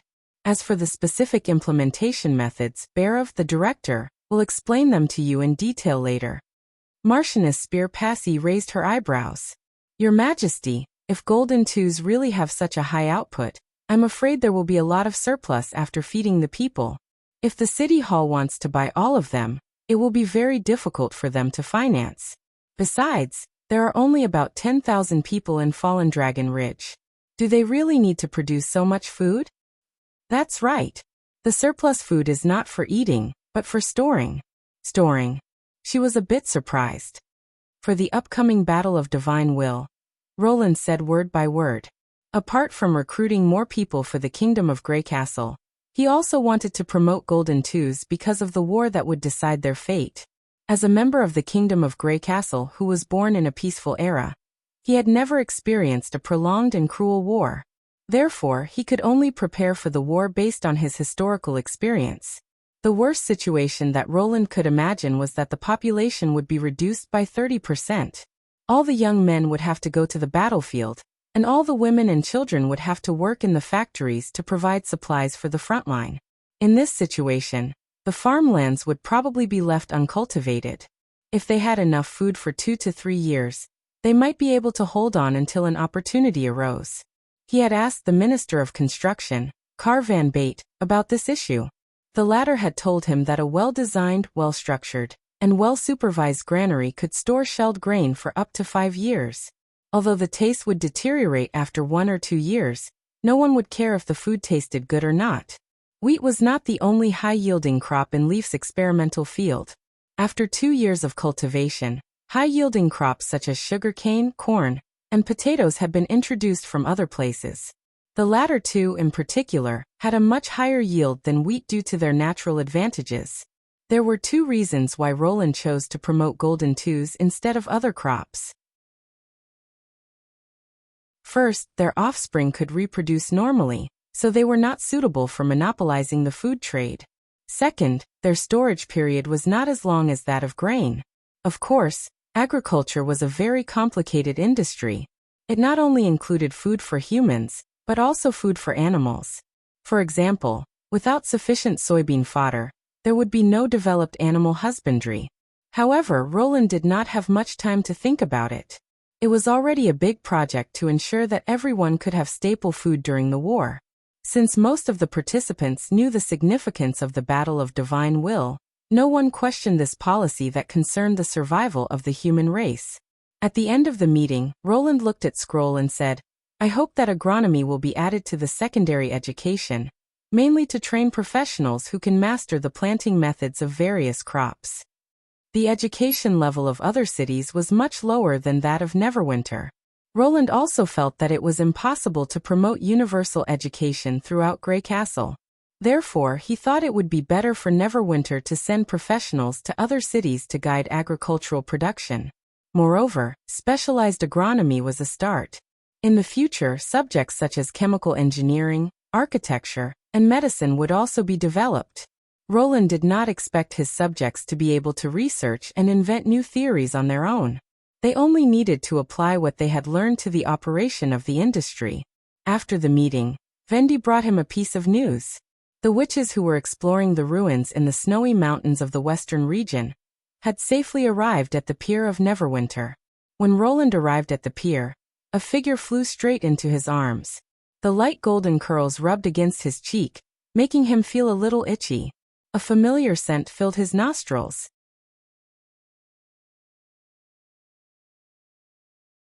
Chapter 830. Roland's emotions also surged with these words. He originally wanted to blame her for risking her life, but looking at her relaxed smile, he swallowed the words that were on the tip of his throat. For a moment he didn't know what to say. In the end he patted her on the back and said, "Don't be so reckless next time." Nightingale nodded, and then shook her head. Her voice was so low that only he could hear it. "I'm not like Anna, who can turn those drawings into reality. That's all I can do for you." She paused for a moment and then continued, "But please rest assured, guarding is the most important thing. I won't put myself in danger easily." Her straightforward words made her cheeks turn slightly red. Although she suddenly became unclear halfway through her words, Roland still heard the word "you." After saying that, Nightingale probably exhausted all her courage and scuttled out of his arms and into the mist. It was hard to imagine that this woman, who obviously had the courage to say these words, could single-handedly fight a horrible monster in the ruins with a gun and explosives. He could not help but sigh with emotion. "From now on, please continue to let me be your guard." Nightingale's voice came from behind. When she mentioned this, her tone suddenly became much calmer, and for some reason, Roland felt a long-lost sense of security. Then came the customary hug from the other witches. But what made him a little uncomfortable was the way the tequila survivors looked at him. Different from the members of the Union who were full of laughter, they still maintained basic order after reaching the shore. Under the leadership of several people, they carried black boxes through the dock. But when they passed by Roland, their eyes almost seemed to be nailed to him. There was a burning passion in their eyes. Their desire and eagerness made him shiver a few times. Roland knew the reason. It was because Pasha and the others had told the gods' punishment witches in the front line of the snow mountain about the news of the dream world. The purpose of their return was to transport the soul instrument to the great snow mountain and complete the transfer of the devouring worm. The problem was that he would not care so much if they were all women. However, most of these gods' punishment witches had male appearances. After all, the origin of their bodies limited their choices. They had no choice but to possess the male scourge. But for Roland, the feeling was quite different. Even if they knew that their souls were still female, they would still instinctively feel repulsed when being stared at by a group of tall and strong men. If there was an irrepressible desire in their eyes, the feeling would be even worse. When the welcoming ceremony finally ended and Roland returned to the castle, Nightingale once again appeared on his desk, swinging her long legs. Is it true that those empty shells can enter Dreamscape? It seemed that not only the tequila survivors, but also other witches had heard the news. I was also very surprised at first, Roland shrugged. As long as they cut off their consciousness within the range of the beam of light, they will appear in the dream. That beam of light is not so much a connection with the gods, but rather a transmission channel. Nightingale pursed her lips and did not answer. Her eyes became brighter and brighter, and she put her feet on his knees. It was obvious that she was much more daring when there were no outsiders watching. No, Roland immediately vetoed. I know what you are thinking. You want to transform yourself into a god's punishment witch, and then enter Dreamscape? I won't allow you to do that. Unlike Anna, Nightingale was obviously impulsive. He had already experienced this before, so when he realized what she was thinking, he immediately shouted at her to stop her from thinking. If he did not do anything, she might really do it. But it's not a problem, Roland said without hesitation. Entering Dreamscape doesn't mean that my consciousness is integrated into them, nor does it mean that they can exist in the world forever. It's just an imitation of a strange world. And it's also being eroded by unknown forces. Maybe one day it won't exist anymore. And even if I enter Dreamscape every day, it will only be for a short night. What about other times? Are you going to live with a shell that will never feel anything? Nightingale lowered her head and was silent for a while. I just heard that they can go to a place that only you have seen, and I think it's too unfair. Roland was amused by her indignant tone. The price they have to pay is unimaginable. Living without feeling anything is more terrible than an invisible cage. Even the Dreamscape is just a little compensation. You don't have to envy them. And what happened to staying by my side is the most important thing? He imitated her tone and said, I don't want a bearded scourge to stay by my side all day. Nightingale immediately turned her head away in embarrassment. I know. I didn't say that I have to possess an empty shell. You said it yourself. Roland smiled. Do you want a chaos drink? She immediately turned her head back. Yes.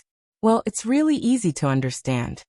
He took out a bag of fragrant dried fish from the drawer and placed it on the table. He then opened a bottle of a new sky blue flavored drink and filled Nightingale's glass. Thank you this time. I heard from Agatha that if you hadn't severely injured that monster, everyone would have been in danger. Nightingale drank the drink in one gulp and let out a long breath. She then picked up a piece of dried fish and rubbed her nose. There's nothing to thank me for. You're being too polite. I'm not being polite. Roland shook his head. If the exploration team of the Witch Union had been annihilated, it would have been an irreparable loss to Neverwinter.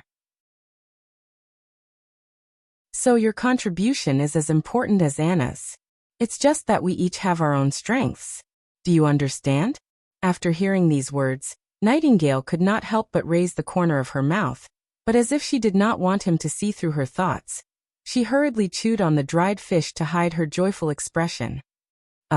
Right, you said that the dream world is being eroded by an unknown force. What's going on? Will you be in danger? Faced with such a blunt way of changing the topic, Roland laughed inwardly. He did not expose her and continued to say, It's a long story, but there's one thing I'm sure of. No matter what happens to that world in the end, it won't affect me in reality. As long as I don't want to enter the dream world, the beam of light won't appear. As for the unknown force, Roland had said that the Martialist Association would organize new entrants to understand the true nature of the world sooner or later. No matter what she was referring to, he had to see it to know.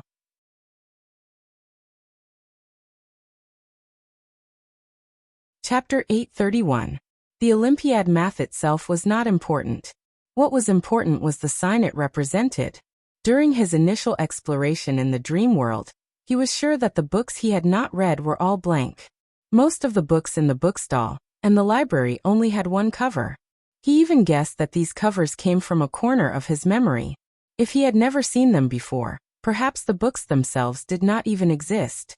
However, the Olympiad math textbook on Zero's desk overturned his conclusion. Why did he not notice anything strange at the beginning? Did he miss something in the first 2 or 3 months of exploration? Or did this change happen later? If it was the latter, then it was worth pondering. If Olympiad math could create something out of nothing and gradually recover, then what about other books, or in other words, everything he had never seen before? Obtaining the strange power, eliminating the fallen evils, liberating the force of nature. What was the connection between all these? Could it be the cause of the world's change? These were all questions that Roland desperately wanted to find the answer to. Your Majesty? Nightingale's voice suddenly interrupted his thoughts. Roland lowered his head, only to find that his hands had unknowingly pressed on the instep of her feet, and were unconsciously rubbing back and forth. Through the thin socks, he could clearly feel her smooth skin and slender toes. Although I've changed into a new one, I can't wash my body on the ship, Nightingale said a little embarrassedly. I'm afraid it's still a little dirty. How about I go wash first? Roland suddenly felt very embarrassed. He was obviously thinking about something very important. Why did he subconsciously do this? And what did she mean by go wash first? I didn't do it on purpose. Just when he did not know how to explain, there was a sudden knock on the office door, which helped him ease the atmosphere. After Nightingale disappeared into the mist, he cleared his throat and said, "Come in." It was Agatha who walked into the office. She gave a simple salute and said, "All the samples from the Great Snow Mountain have been transferred to the third border city. Would you like to have a look?" Roland pretended to think for a while and nodded after he calmed down. "Of course, go now." "Yes," replied Agatha. When she reached the door, she turned back. "Are you not feeling well?" "Why do you ask?" He was slightly surprised. "Your voice sounds a little strange." "This is a sign of catching a cold," Agatha said seriously. "Although the months of demons have passed, it's coldest when the snow melts. It's very easy for diseases to enter the body. You're not a witch, so you should always remember to protect your body. Even if it's not for yourself, you have to think about the whole human race. Do you understand? Before we depart, I'll ask Lily to examine you first." Fortunately, this inspection didn't take too long. Roland didn't know whether to laugh or cry as he drank a bottle of Lily's special dispel disease water. Under the heavy protection of his personal guards and witches, he entered the impassable mountain range. The tequila survivors who came to welcome him made him feel slightly relieved. Except for Pasha and Alethea, the others were all familiar, frequent visitors in the dream world. Number 76 Phyllis, Magic Bug Nest Faulty, Lightless Curtain Donnan, and Shadow Walker Ling. Except for Phyllis, the others also appeared as male gods' punishment warriors, but they were people who had enjoyed the dream world, so their eyes were much calmer. "I heard that you want to keep those insects of unknown origin in our hall, and you want to see if you can domesticate them?" Alethea was the first to speak. "Mortal King, I have to admit that you're really bold. You're not inferior to those crazy researchers of the Quest Society. But this kind of curiosity can also destroy you. You know, those are the species left by the enemies in the deep sea. That's why I want you to guard them. The captured insects are not aggressive and can't drill holes. You only need a secret chamber to control them." Roland shrugged. "And according to Agatha's observation, these insects don't have self-awareness. They only eat and reproduce according to their instincts. We can't rule out the possibility that the escaped multi-eyed monster can control them again. But if even it can get close to Neverwinter, we'll probably be doomed. Isn't Agatha a member of the Quest Society?" Alethea shook her main tentacle disapprovingly. Since she was also a high ascendant before her transformation, her respect for the ice which was not as obvious as Phyllis's. Agatha, who was innocent, just curled her lips and obviously did not want to bicker with Alethea. "If that's the case, Celine is also a member of the Quest Society. If she hears this, she'll definitely argue with you again." Pasha dragged Agatha behind her, and then apologized to Roland. "Alethea is just worried that these strange insects may cause harm to Neverwinter. She doesn't mean anything else. It doesn't matter." Roland waved his hand. "Let's go take a look at them first." He knew that Alethea's words were not unreasonable, but what Agatha and Lightning mentioned in the report was really significant. If they destroyed all the insects because of a little risk, it would be like giving up eating for fear of choking. Placing them under the mountains was a form of insurance in itself. "Yes, please follow me." Pasha nodded. After passing through the wide hall and narrow passage, they entered another open area, which was about the size of 4 or 5 castles. Several stones of lighting embedded in the wall could roughly outline its outline. The ground under their feet looked like it had been plowed. There was loose soil everywhere, and they could hear the pitter-patter of water coming from the other side. "This is a new cultivation room that Fren opened up," Pasha said. "There's only one exit. The underground water comes from the rock wall, so it's safe. But, are you really going to cultivate mushrooms and insects in there?" "Because those huge mushrooms are the insects' food," Agatha explained. "If they can grow normally here, we can get a large number of insects with very little effort. If they can't be transplanted, I'll have to let Lily cultivate them artificially." Roland regretfully thought that it was a pity that the mushrooms in the Snow Mountain ruins were poisonous and could not be eaten. Otherwise, with the huge size of the underground mushrooms, they could become a high-protein food that could replace meat. "Why do you need so many insects?" Phyllis asked curiously. "If it's just to study them, wouldn't it be enough to keep a few in captivity? They may be of great use to the development of Neverwinter." Roland motioned to Agatha. "If the report is correct." The latter nodded. She found a strange insect lying on a mushroom and dragged it to the ground. She then summoned 2 icicles and nailed it to the joints of the insect's head and waist.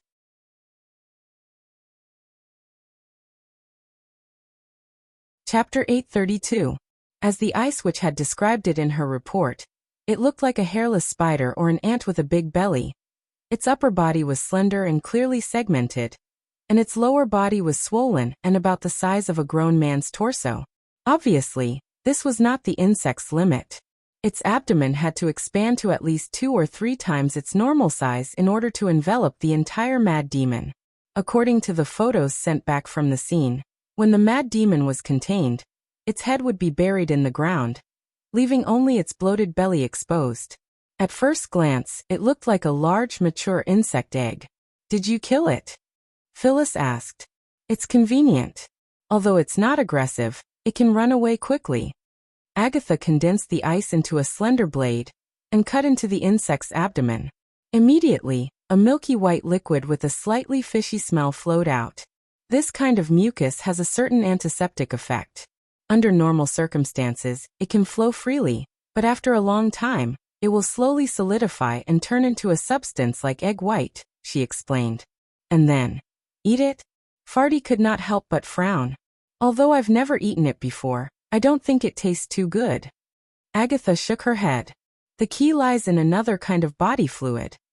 This time, she busied herself for half an hour before she completely removed the skin on the back of the insect and pulled out a sticky green organ.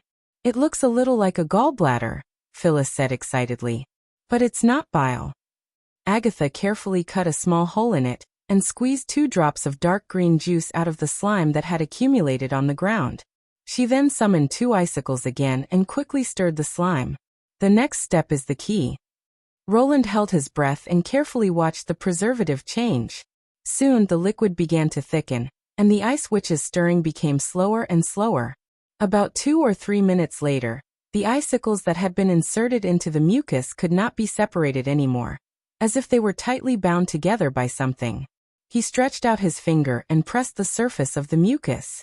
It had turned into a soft gelatinous substance, but after a few millimeters he could not move any further. "This is..." Phyllis exclaimed. "Biorubber," Roland said with a hint of excitement. "This is the thing that immobilized Fran." From the first report sent by Agatha, he had noticed the strange properties of the relic crawlers. At first, he thought it was similar to the ability of spiders to spin silk, but as the follow-up reports arrived, he found that the solidified mucus had excellent elasticity and toughness, comparable to rubber.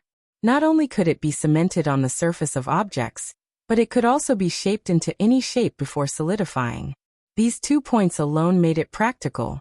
Roland had been sending people to look for gelatinous plants. He believed that as long as he found a sample, Leaf could transform it into a high-yield crop that could be grown on a large scale. However, there was no definite information about rubber trees or rubber grass. Even in the Kingdom of Dawn, which was rich in species, no one had heard of such plants. Therefore, whenever there was a need for elastic materials, they could only ask Soroya to solve it. This undoubtedly limited the production capacity of Neverwinter.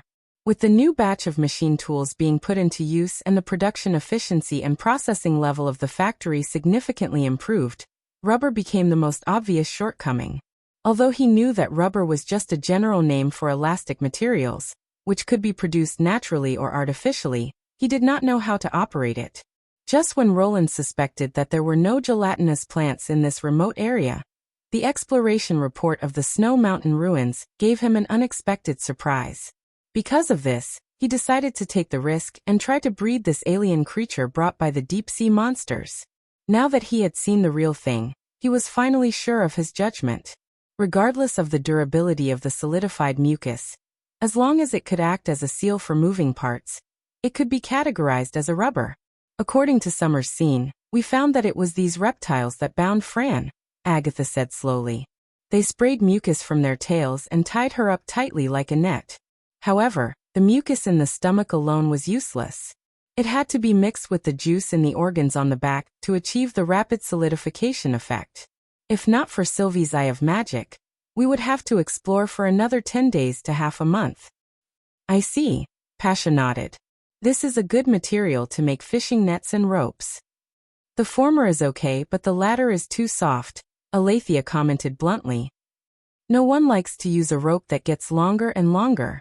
Besides, I don't think this knowledgeable mortal king would bring these unknown insects back to Neverwinter just to eat some salted fish. She paused and turned to Roland. No matter how crazy your experiment is, don't forget that you're not just representing Grey Castle. Her words stunned Roland for a moment. He did not expect that Alethea, who had been brooding over the fact that he was the only leader of the United Front, could understand his intention. He also did not expect that she would say something that, in a sense, acknowledged his leadership nature. Of course. Thinking of this, he could not help but smile. If everything goes well, you'll soon see its wide range of uses. But without the monster that controls them, how can we make the reptiles spew the mucus? Pasha asked. You can't just kill them every time and then take them, right? This is the direction of future research. Agatha put the organs into a leather bag and wiped her hands. If it doesn't work, we can only rely on mass cultivation. In addition to the rubber worms, Roland then looked at other fresh species brought back from the ruins, such as the fruit plants that emitted cold light, and the transparent boneless fish that lived in the underground river. However, these new discoveries were overshadowed by the exotic reptiles. The former was just a symbiotic phenomenon. A large group of glowing beetles gathered in the fruit, and after eating the flesh, they would scatter and spread the seeds, so they could not be used as street lamps at all. The latter could hardly see the light, and could only live in the underground water vein. Although its meat was delicious, it was destined that it could not be raised on a large scale, and could only be served as a rare game on the dining table of a few people. Of course, Roland did not expect every new species to surprise him like the rubber worms. He was already satisfied with the results of the exploration of the Snow Mountain. Before leaving the third border city, Pasha brought 2 God's Punishment witches that he had never seen before to him.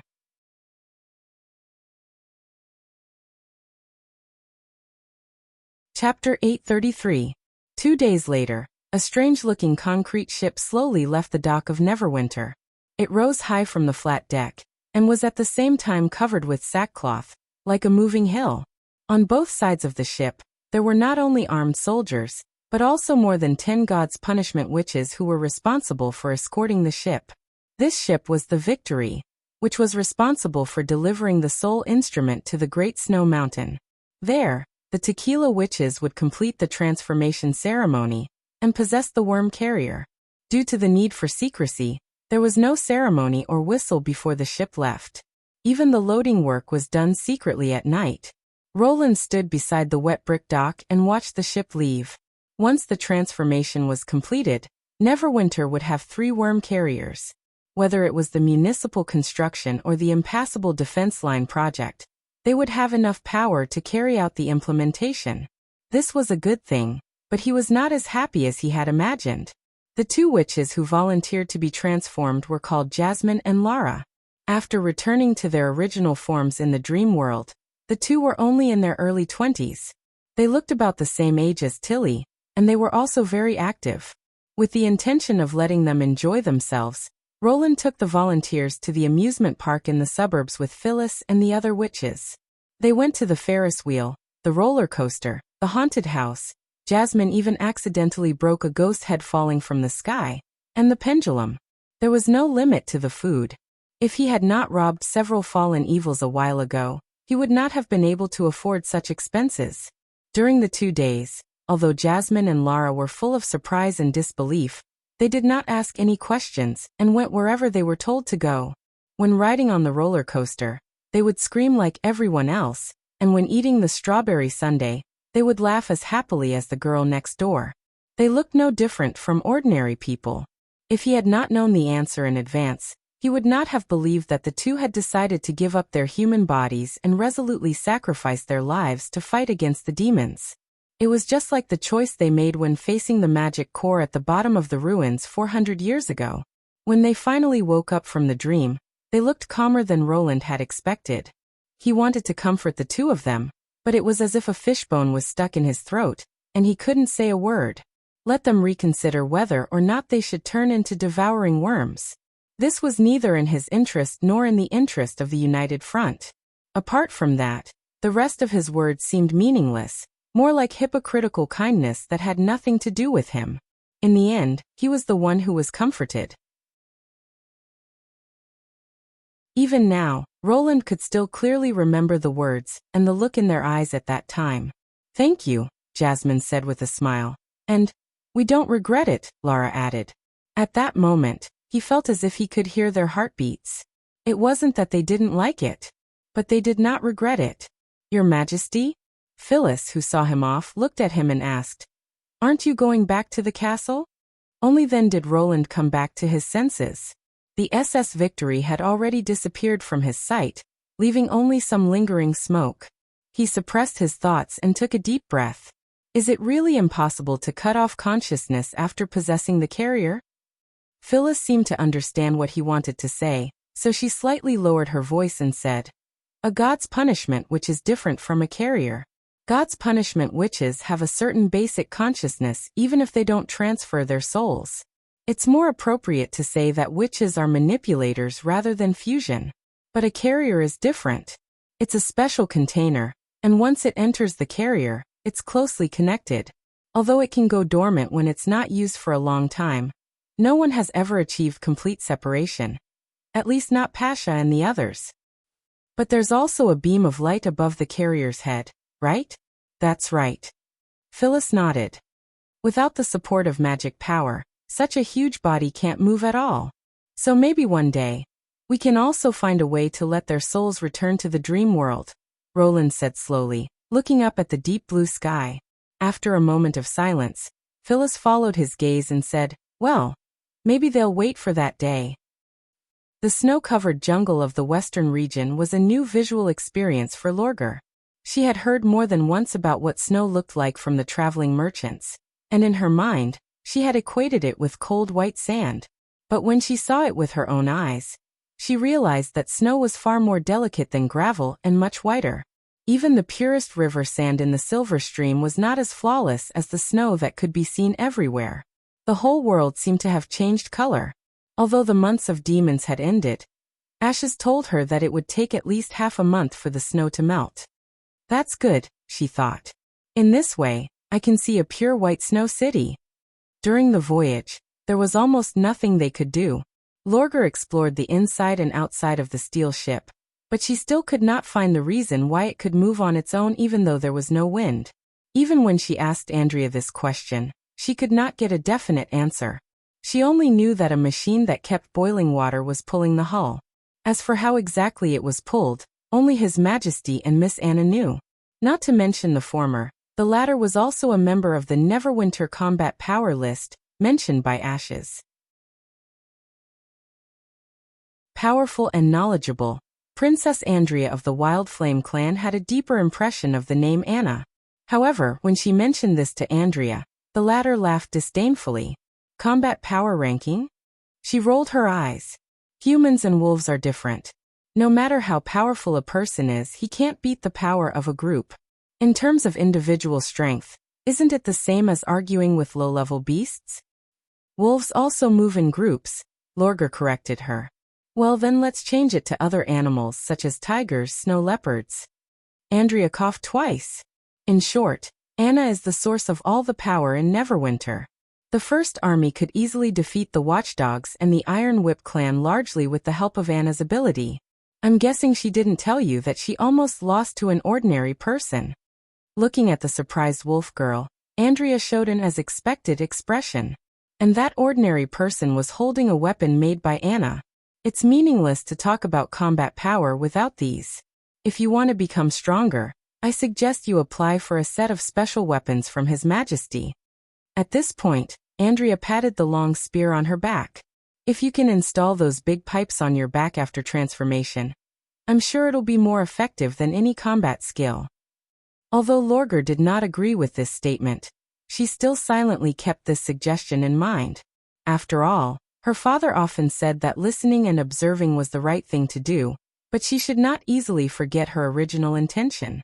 Because the ship was sailing against the current, and the river was rising sharply, the speed of the iron ship was obviously slowed down. On the 5th day after entering the western region, the wolf girl saw a beautiful and strong pigeon.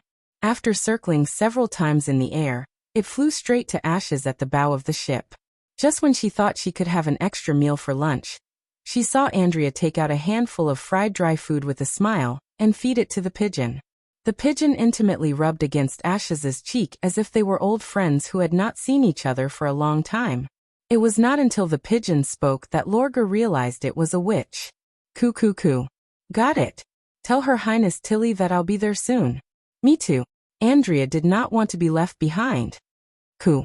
The pigeon nodded and then spread its wings, quickly disappearing in the northwest direction. She is? Lorgar asked. Maggie. A witch who can transform her whole body like you. Ashes turned around. So that's how it is. Wait, huh? Didn't they say that Maggie would transform into a fierce and ugly giant beast with wild strength? Why is it a pigeon?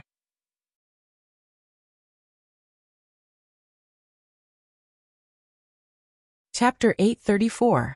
Accompanied by a low whistle, the Roland steadily docked at the pier. Probably because the ship was named after the chief. When Lorgar walked down the pier, she found that all the people on the pier stopped and raised their right hands in the direction of the big ship. And the soldiers of the First Army on the ship responded with the same gesture. It should be a special etiquette. However, it was different from the etiquette she had seen before. It seemed that neither side was in a lower position. Whether it was saluting or receiving, both sides were equal. This was a little difficult for her to understand. If both sides were of the same status, why did they have to salute? In her opinion, whether it was a kneeling salute or a fist-clenching salute, there had to be one side receiving the salute, so that it could express respect and obedience. She also noticed that even the children playing by the pier made the same gesture and stuck out their chests. During this process, not a single person's expression was one of humility or unwillingness. Everyone's eyes were filled with joy and vitality. Through this etiquette, they seemed to have completed an indescribable communication. This is a military salute. Ashes took the initiative to speak. At first, I didn't understand why they did this. I thought Roland Wimbledon forced its subjects to do this, but later I found it was not what I thought. Lorgar raised her eyebrows in surprise. It has nothing to do with the ship called Roland ? Yes, as long as a ship carrying the First Army docks, they will raise their hands spontaneously to salute, because it means that another group of family members has returned safely. But they don't look like a family, Princess Andrea said hesitantly. If it was a family member, shouldn't they be more excited? Moreover, the soldiers were mostly men, and there were only a few women on the pier. Did each of them happen to have a brother? All the members of the First Army are from Neverwinter, which means that not only most of the residents' families have joined the army, but also many of the neighbors have joined the army. This is completely different from mercenaries and militias, which are forced to work. It's more like a job full of honor. They celebrate the return of other people's children, and others will celebrate the safe arrival of their relatives. This is probably what His Majesty meant by the People's Army. An army made up entirely of citizens? The wolf girl wore a thoughtful expression and followed the witches into Neverwinter. The first impression she had of this city, which was known as the new capital of Grey Castle, was its tidiness. Other than the endless stream of pedestrians, both the houses and the streets were arranged in a straight line. Even the trees on both sides of the road were the same. This kind of compact arrangement made her feel a little depressed. Although it looked magnificent, it was not as comfortable as in the Iron Sand City. To her disappointment, there was not much snow in Neverwinter. Even the hard road under her feet was dry. She could only see some residual snow on the branches and roofs. The hope of traveling to a pure white snow city was dashed. Of course, this place wasn't without its merits. Lorgar found that some of the houses along the street had huge plaques with various signs written on them, such as Old Hunter's Leather, Straw House, North Slope Gem Shop, and so on.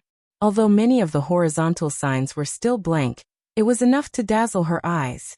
Moreover, there was a sign at each intersection, which not only marked where each fork led to, but also marked the corresponding street with the name. For example, the road she was walking on now was Glory Avenue. The wolf girl soon realized that this would be very helpful for strangers who set foot in Neverwinter for the first time. Through these signs, she could quickly remember the general appearance of the city, know where to buy and sell goods, and where to spend the night, so that she could avoid the trouble of asking for help from local snakes or rats.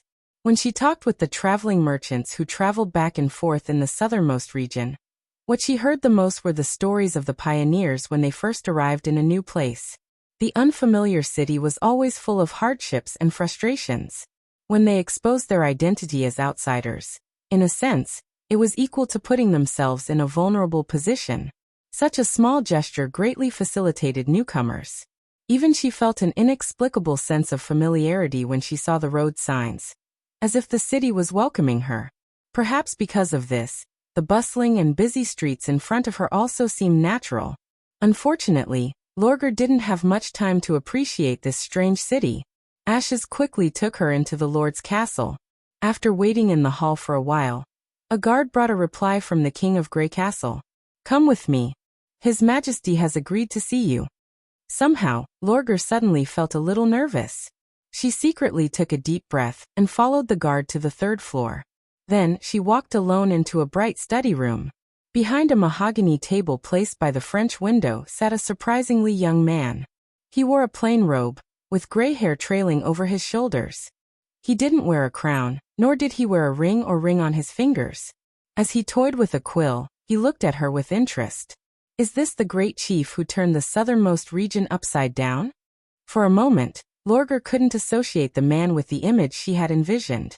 In her mind, a knowledgeable person with extraordinary martial arts concepts should be an elder in his 40s, with wrinkles appearing on his forehead and a beard braid that reached his chest. He should also be an elder with a deep gaze. Even if the Northerners don't like to tie their beards into long braids, he shouldn't be so young. Only then did she realize that she had forgotten to ask about the great chief while she was inquiring about the powerful warriors in Neverwinter. After hesitating for a moment, Lorgar decided to salute according to the Majin's custom. She flicked her ears, touched her knees, and slowly crouched down. After all, Lorgar had heard that gray hair was a symbol of the royal bloodline of Grey Castle. "You're the divine lady of the Wild Flame clan, right?" The man didn't deliberately let her salute for too long. As soon as her forehead touched the ground, he said, "Get up, virtuous wolf. Welcome to Neverwinter. I'm Roland Wimbledon, the king of Grey Castle, and of course your great chief." Virtuous wolf? Lorgar frowned secretly. What kind of name is this? Is there a difference between a wolf and a virtuous wolf? But she quickly stood up as if she hadn't heard the words. "My name is Lorgar Burnflame, your majesty. As for the title of divine lady, since we're here, it's more appropriate to call her a witch. In addition, my father Gwels Burnflame asked me to pay tribute to you on behalf of the Wild Flame clan. May your rule last as long as the oasis." But this time she didn't get an immediate response.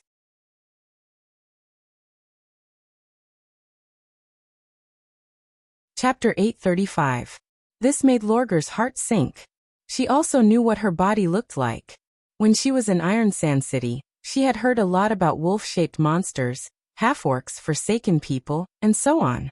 At that time, she was the head of the clans, the third princess. These words were usually spread behind her back, and no one dared to mention them in front of her. But this was not Iron Sand City, and she was no longer the princess of Wildflame.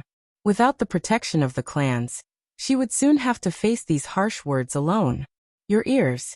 And your tail, are they real? The great chief looked like he wanted to say something, but in the end he could not help asking. Do they need magic power to maintain them? Or have they become a part of your body? Lorgar bit her lip, lifted her hair, and showed one side of her empty cheek. The place where her ear should have been was now flat and smooth. The answer was self-evident. I can't take them back, Your Majesty. Although they look weird, they are my real appearance. I don't want to cover up these defects. If you ask me, I'll try to reduce the time I'm exposed to the public so as not to scare them. Although she had made the decision to face herself, she still felt a sense of inferiority at this time. The Divine Lady was originally regarded by the Majins as the combination of strength and beauty.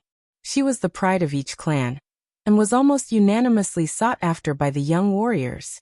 However, she was an exception. Not only was she ignored after her awakening, but there were also rumors in the clan that questioned her. This was why her father was determined to let her take over the position of chief. Lorgar put all her energy into combat training. She usually pretended to be indifferent, but after hearing too much about it, she would be affected. Of course, these were all within her expectations.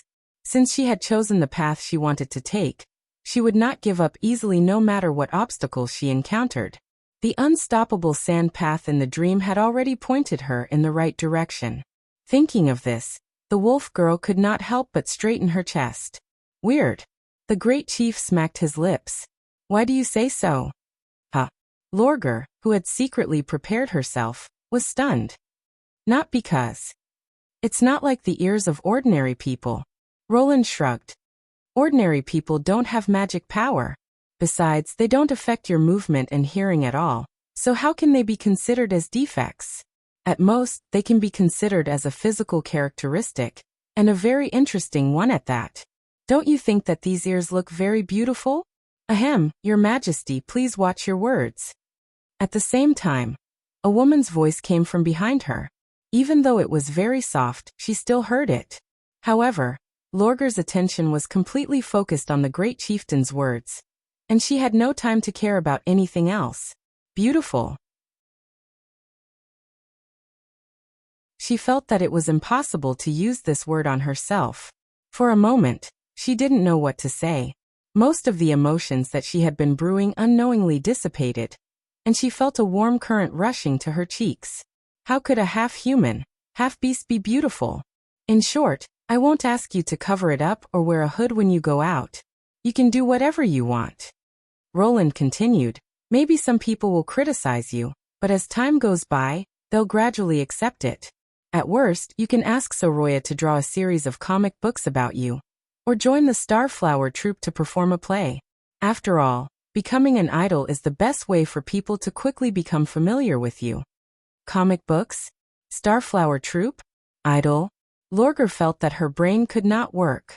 She could only stand there in a daze, unable to say a word. Fortunately, at this time, the great chieftain finally returned to the original topic. By the way, I heard from Ashes that you're here to fight against the demons? The wolf girl breathed a sigh of relief. At the same time, I'm here to hone my skills, Your Majesty. I heard that there's a witch in Neverwinter named Miss Nana who can heal wounds left in battles, which is very important for a warrior. You should know that it's every warrior's dream to accumulate combat experience without any worries. Of course, in addition to fighting against those powerful enemies for you, I'll also pay for your treatment in full. I see. Roland nodded. If you're willing to join the Witch Union, you'll have a great chance to fight against them in the future. But I prefer to fight alone, Your Majesty, Lorgar interrupted softly. Like a mercenary, I don't want to be distracted by anything other than fighting. She knew that these were just excuses. The real reason was that she did not want to pledge allegiance to the great chief before she fully understood the Northern Kingdom. She did not forget that she was a Sand Nation. If the great chief could not keep his promise in the land of fire, the Sand Nation moving south would sooner or later be separated from Grey Castle. If that happened, the king of Grey Castle would become her enemy, so she could not make a rash decision. Really? Roland thought for a moment, and then spread out his hands with a slight regret. Then I can't agree to your request. Why? Lorgar asked in surprise. In her opinion, a skilled mercenary should be in high demand anywhere, not to mention that she did not even talk about the cost. Not only would he fight for free, but he would also pay for treatment at his own expense. This was a free gift, but he refused it. How could it be possible? Because what we're facing is a full-scale war, not a small skirmish between a few tribes. Was he saying that the battles of the Sand Nation were all child's play? Lorgar suddenly felt a rush of blood to her head. She raised her tail and was about to refute, but the great chief suddenly changed the topic. You should have fought with Ashes, right? How's her strength? The wolf girl suppressed her dissatisfaction and replied angrily, very powerful. Even in the southernmost region, she's a first-class warrior. This is the power of an extraordinary, Roland said slowly. And there's an even more incredible transcendent. The latter completely breaks through the limits of the human body, and there's no longer any hindrance in their growth. They're worlds apart from the extraordinary. Transcendent? Lorgar could not help but be attracted by what he said. What kind of realm is that? Even Ashes can only look up to it.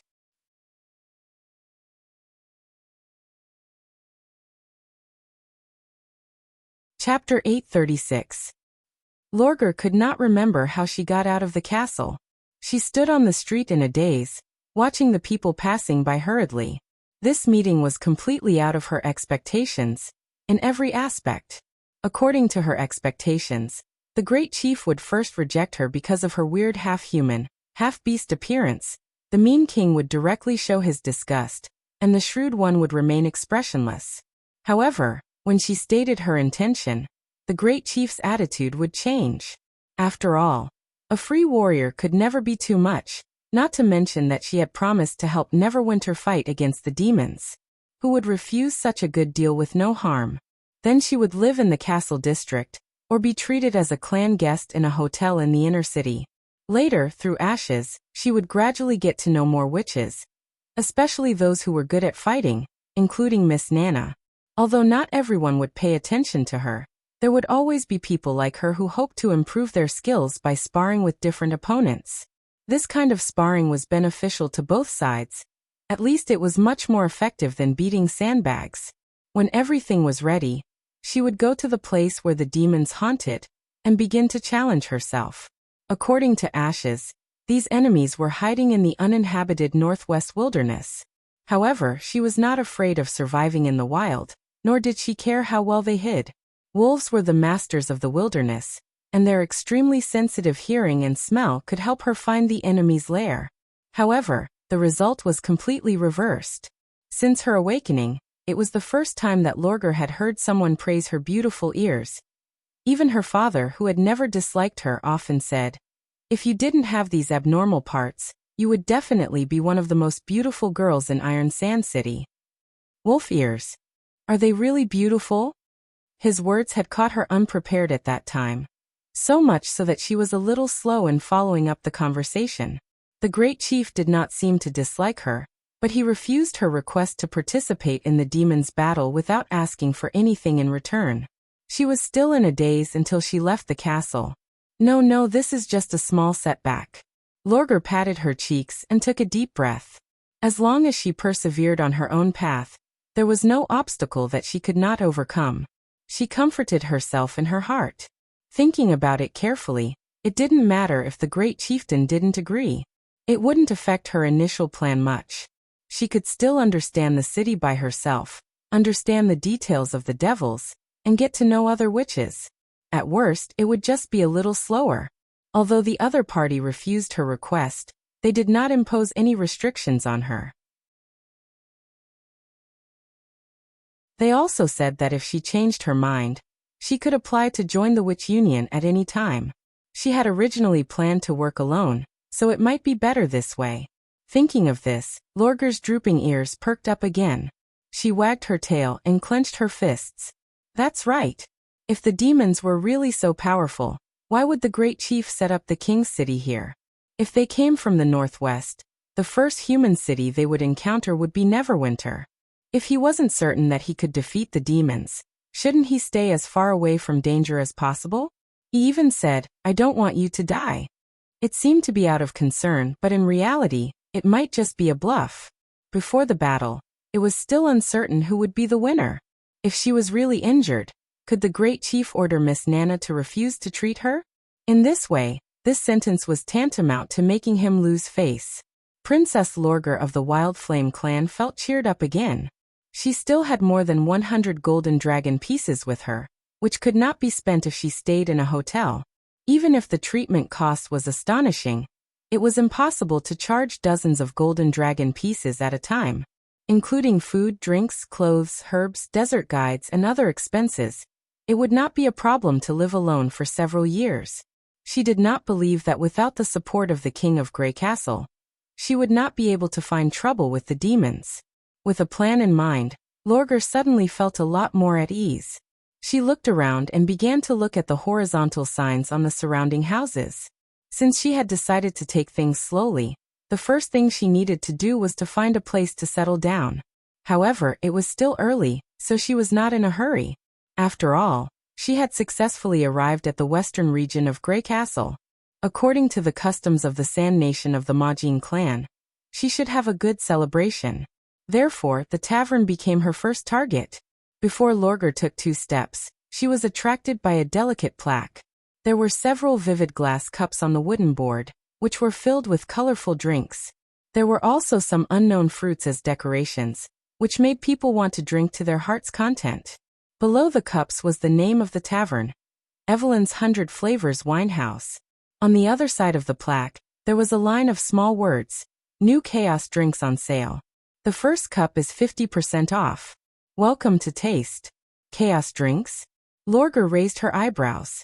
These 2 words were obviously not related, but they were forcibly put together. The designer must not be good at naming people. If she had not drunk it, she would not know what kind of drink it was. No wonder it was on sale at the beginning. Otherwise, it would not be sold at all. However, the name of the tavern clearly told her that it was indeed a tavern. Forget it. Since it is called 100 Flavors, there must be other drinks to drink. She thought to herself. Besides, the tavern looked spacious and bright, and there were many people going in and out, so the taste should not be bad. Lorger touched the purse in her arms, turned around and walked towards the tavern. Not all of what she said was true, Nightingale said while chewing the dried fish. Especially the reason why she doesn't want to join the Witch Union. I can feel her emotional fluctuations. To be on the safe side, you'd better ask Vendi to ask her for a 10-question test. That's the examination procedure when applying to join. Roland shook his head with a smile. She didn't even submit an application, so there's no need to be so strict. And Lorger's purpose in coming to Neverwinter is to fight against demons and train herself. Are you sure about this? This part doesn't sound like a lie. Nightingale curled her lips. That's all right. The original intention of the Witch Union is to give you a place to belong. It's meaningless to force others to join. Besides, it's normal to be wary when you just came to a new city. Just let her be. Roland pretended to be generous and waved his hand to end the topic, but he still felt a little regret in his heart. Especially when he was admiring the long furry ears that moved left and right. He really wanted to call the wolf girl over and touch them. And the tail that she always swayed unconsciously. He always wanted to know whether he could make her weak and limp like what he had experienced in his previous life when he grabbed the root of the tail. But in the end, he still managed to control his endless thoughts. After all, he represented the king of a country, and he had to maintain basic dignity and manners. It was definitely not because of Nightingale's presence. Just as Roland was about to go to the Miracle Building project site to check on the construction progress, City Hall Director Barev suddenly knocked on the door and came in.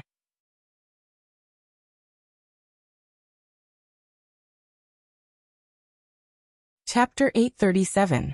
Roland pondered for a while before he remembered that the Joint Chamber of Commerce was a cooperative supply and marketing organization under his leadership. Its main members were businessmen from several large islands in the fjords. Although they had reached a basic consensus during the negotiations last autumn, the chaos drinks produced by Evelyn were still far from being able to be sold in bulk at that time. Therefore, the Chambers of Commerce only brought back a few bottles of samples, and had not officially started selling them. This time, they should be here for this matter.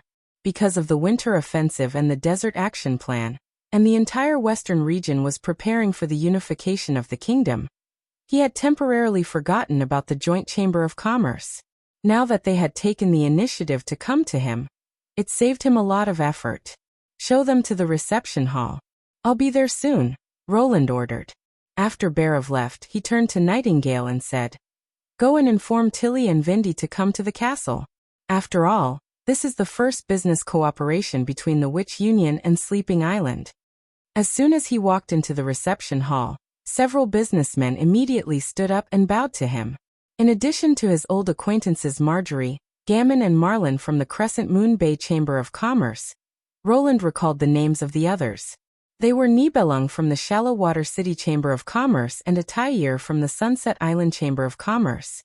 As soon as they sat down, Nibelung said eagerly, Your Majesty, the samples we brought back last time caused a great sensation among the merchants on the island. Everyone who tasted it praised its novel taste. I bet that as soon as it starts selling, Chaos Drinks will become the most successful product in the history of the fjords. And it's not just a drink, Atayir echoed. For example, that bottle of fiery red spicy juice. Although it doesn't quench your thirst, it's particularly delicious when poured on steamed fish or barbecued meat. At the same time, it can also be used to drive away the cold and refresh the mind. The effect is even more effective than your white wine. At least the latter makes you dizzy and can't be enjoyed while sailing, but the former doesn't have this problem at all. Indeed, Marjorie nodded with a smile.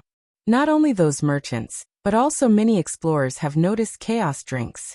After all, a drink that can drive away the cold and keep warm without any side effects might be able to save their lives during a shipwreck. Therefore, I suggest that different Chaos Drinks be priced differently, Atiya continued. Products with special effects like this can be sold at a higher price with a little promotion. Moreover, they are less than one bottle after another. He was obviously using it as an energy drink. Roland glanced at him approvingly. Sure enough, businessmen who were successful in the fjords all had good marketing foresight. Through a small number of samples, they realized that this was actually a general category of various products with obvious differences. For such goods, pricing them according to their characteristics was the best way to squeeze out their value. Since the response is so good, we can proceed with the next step of the sales according to the contract we signed earlier. Roland clapped his hands and said, Whether it's the order amount or the distribution ratio, you should have no objections. However, you need to pay 30% of the payment in advance. You should have brought enough Golden Dragon, right? Since the main terms of the Joint Chamber of Commerce had been negotiated before the new year, there were not too many details that needed to be discussed in detail. The main purpose of inviting Tilly here was to witness the result and show that he did not tamper with the distribution amount. After all, she not only promised to stay in Neverwinter in the future, but also promised to move the witches of Sleeping Island to the western region in batches. He had to show his sincerity. According to the win-win bet, during the months of demons, 30% of the advance payment and the final sales amount would belong to the reward fund, which would be shared by City Hall, the Witch Union and Sleeping Spell. Of course, Your Majesty. Nibelung grinned. This time, my ship didn't even have a box of goods. Apart from the craftsmen and sailors, the rest are all shiny yellow coins. Then let's go and check the goods now, Roland said with a smile. The beverage factory specially built for Evelyn was located opposite the alcohol factory. However, it was more like a well-guarded warehouse than a factory. It did not cover a large area. The first floor was only about 100 square meters. It was made of brick and concrete and had no windows on all sides. The only entrance and exit was a thick iron gate, which was guarded by the recruits of the First Army. It looked like a military important place. Roland led the merchants through the courtyard gate and into the bungalow. They went down the stairs into the basement, where their field of vision suddenly widened. The area underground was about 3 or 4 times larger than that above ground. Rows of neatly arranged wooden shelves made it look like a manor wine cellar. In order to avoid irreparable damage caused by fire, neither open flames nor electric wires were allowed here. Instead, they used a patio to provide illumination, so it was still a little dim. 2 layers of round wooden barrels were placed horizontally on each row of wooden shelves. Of course, not every barrel contained chaos drinks. Evelyn could only produce 1 barrel of chaos drinks a day. So far, she had only produced a little more than 100 barrels, in addition to those that Roland had monopolized and those that were distributed to the members of the Witch Union every month. Roland knocked on the barrel, and a dull sound came from inside. This place can provide 20 barrels of chaos drinks a month. On average, each chamber of commerce can produce 5 barrels. No matter how long you sell them out, as long as the output doesn't change, the number will be the same. So it doesn't matter whether you come once every 3 months or once every 6 months. This time, you can take away a total of 100 barrels of chaos drinks. They're all on the first row of wooden shelves. If there's no problem with the inspection, I'll send someone to transport them to the dock area. Don't you want us to taste it? Gammon asked in surprise. It's not wine. The longer it is kept, the more mellow it tastes. Roland shrugged. Some chaos drinks can be stored for a long time, but it doesn't mean that all of them are like this. So after brewing, the first thing to do is to sterilize and seal it. Kill. Sterilize. They spoil like food. The hotter the weather, the faster they spoil. Sterilization can prevent this process. As for how it's done, you don't need to know. You just need to know that once the barrel is opened, the drinks inside won't be able to maintain their best taste. He spread out his hands. You can choose to sell them as soon as possible or store them again. As long as you put them in a cool place, they'll be fine for a month or 2. But, as Attire said, every batch of chaos drinks is different. There will always be some that are better than others. How are we going to choose? Gammon asked hesitantly. Can you order someone to divide each barrel into 4 equal parts and seal it? Then we won't have to worry about which barrel to choose. That way Soroya and Lily's task will be several times more. Roland thought to himself, for this kind of thing that takes up industrial production resources and brings no obvious benefits to myself, it's naturally better to make it as simple as possible. Sterile sealing is not an easy thing to do. And after dividing them into 4 equal parts, each chamber of commerce will have a small and complicated stock, which is not good for the sales. As for the taste. He paused. Just in Greycastle, the demand for drinks in the northern region and the western region is completely different. The taste that is not popular here may be very popular in another city. As you often transport goods, you should be very clear about this. Gammon was speechless. It's impossible to let you taste the taste first. Otherwise, it would be troublesome enough to distribute and coordinate the supply. Moreover, the contract is based on barrels, and there is no mandatory purchase quantity. If there is a temporary lack of taste and no one asks for it, Neverwinter will suffer a loss. Roland secretly curled his lips. After all, for Evelyn, the magic power paid for each barrel was the same.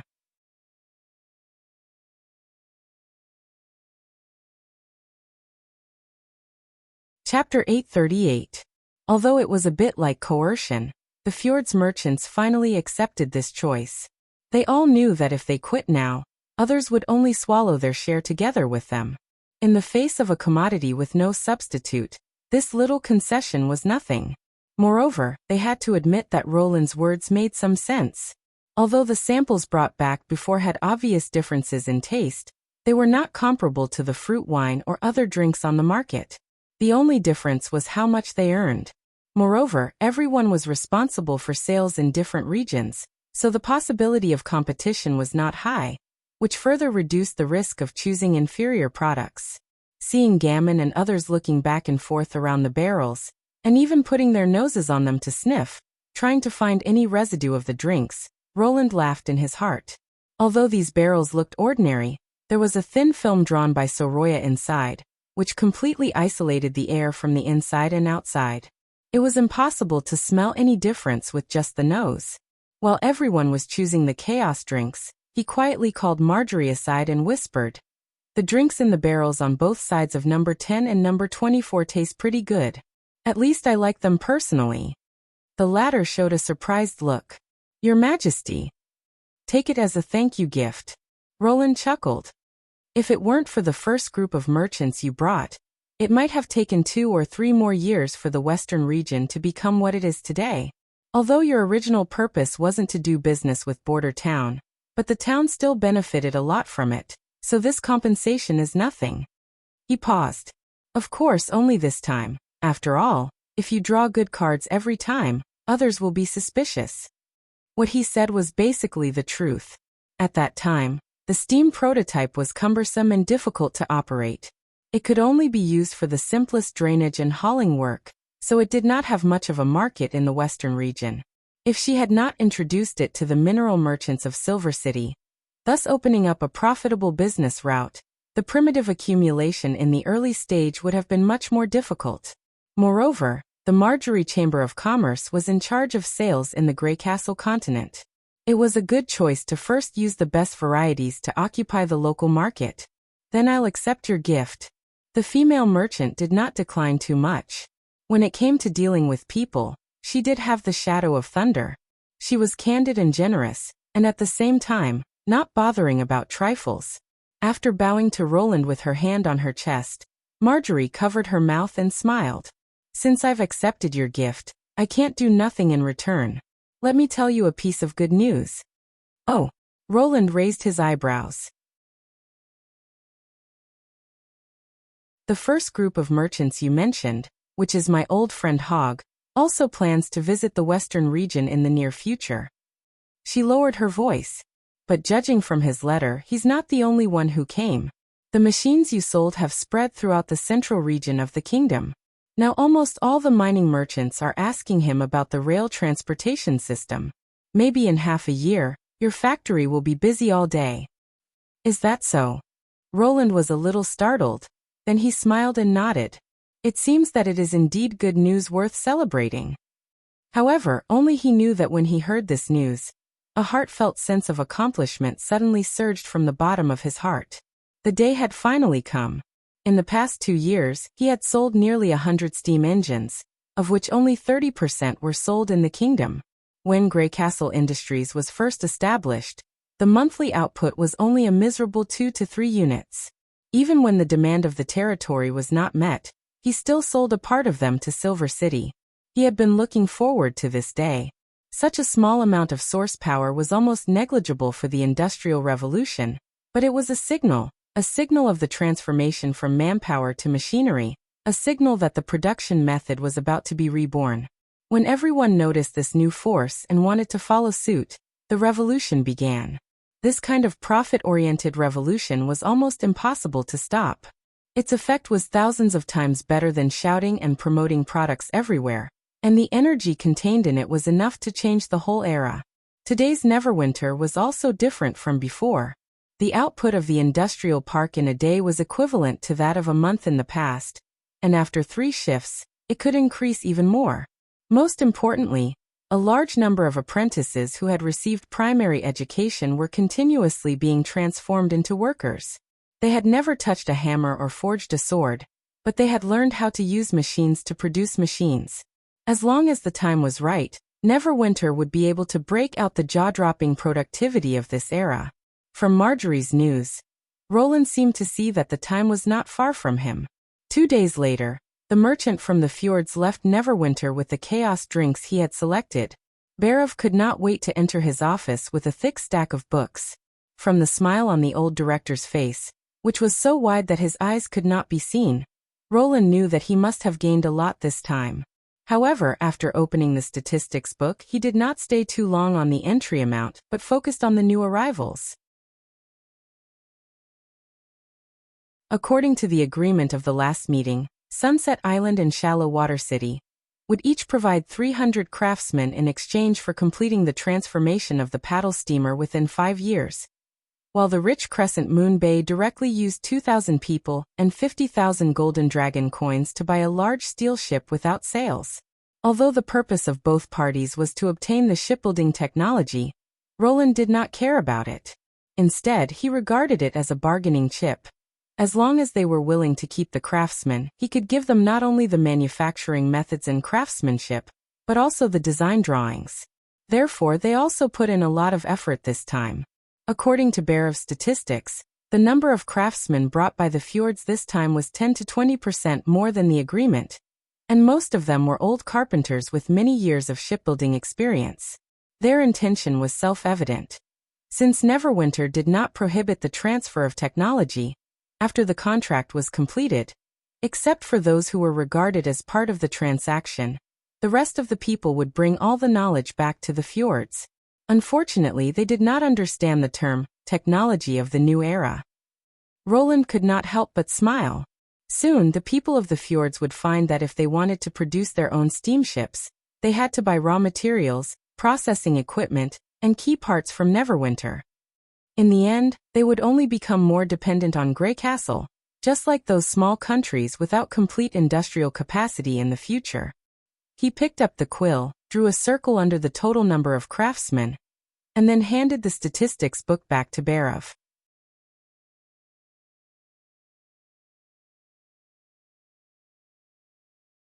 Chapter 839.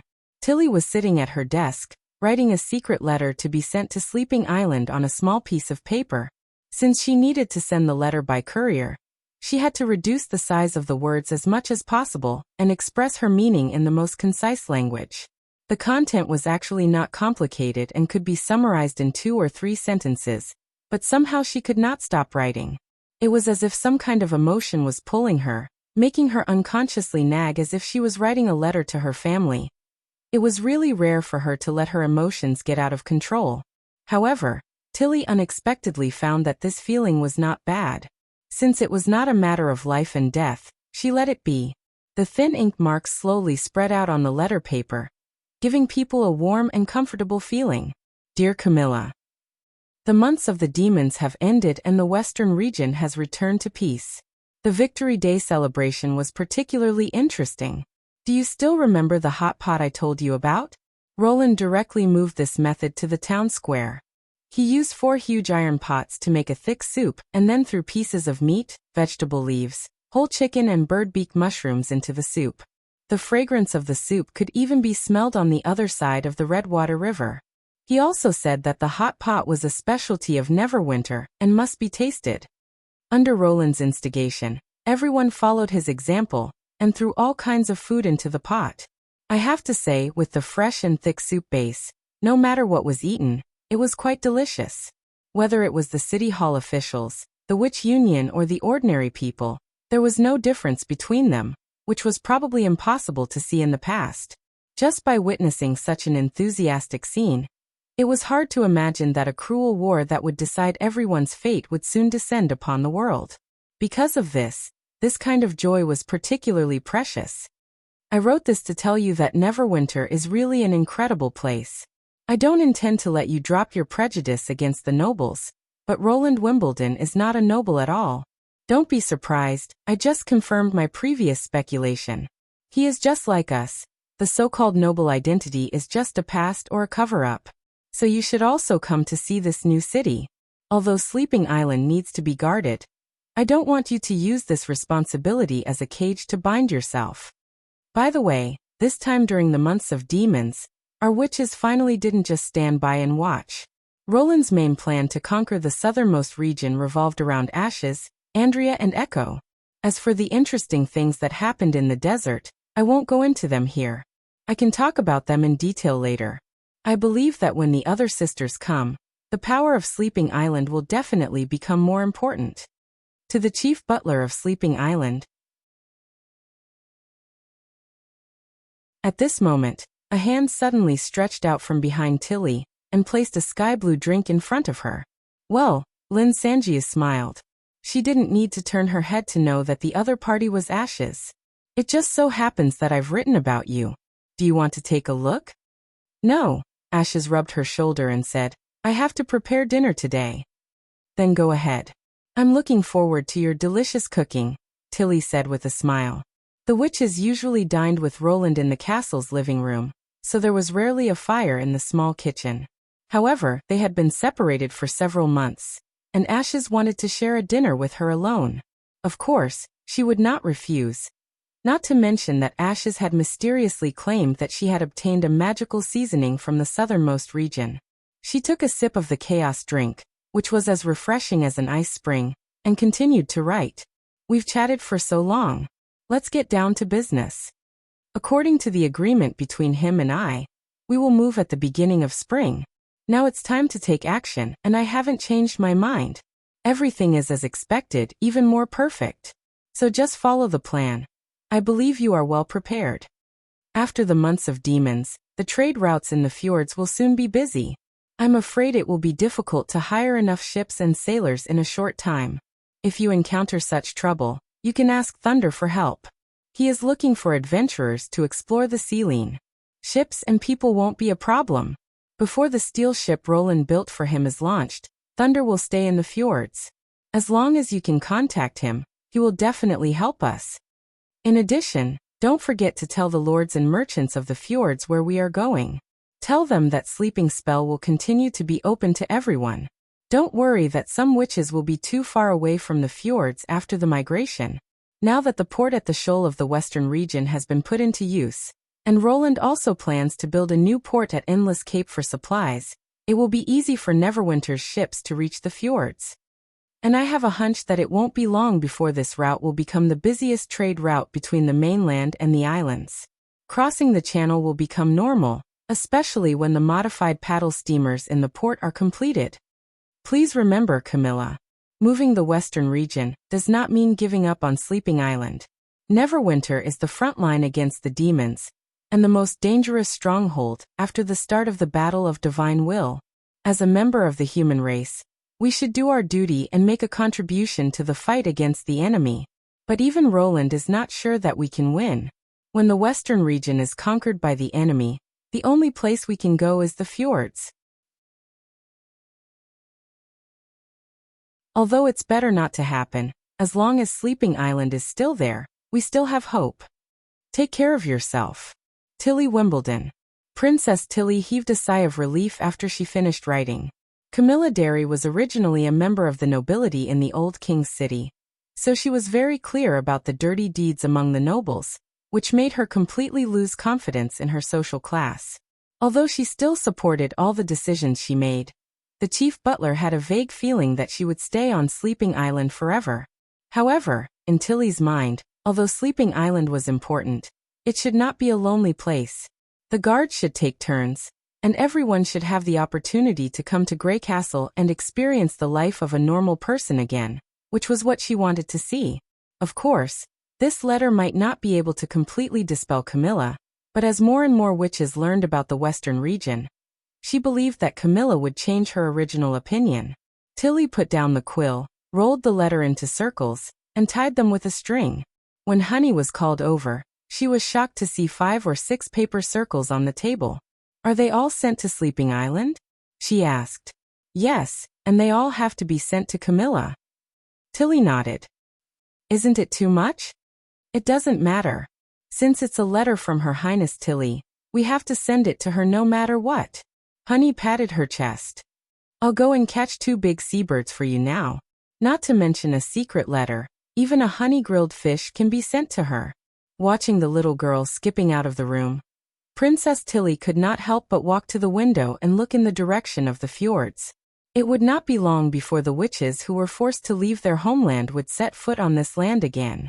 Starting from Neverwinter, everything about them would be rewritten. At that time, the western region would be many times more lively than it was now.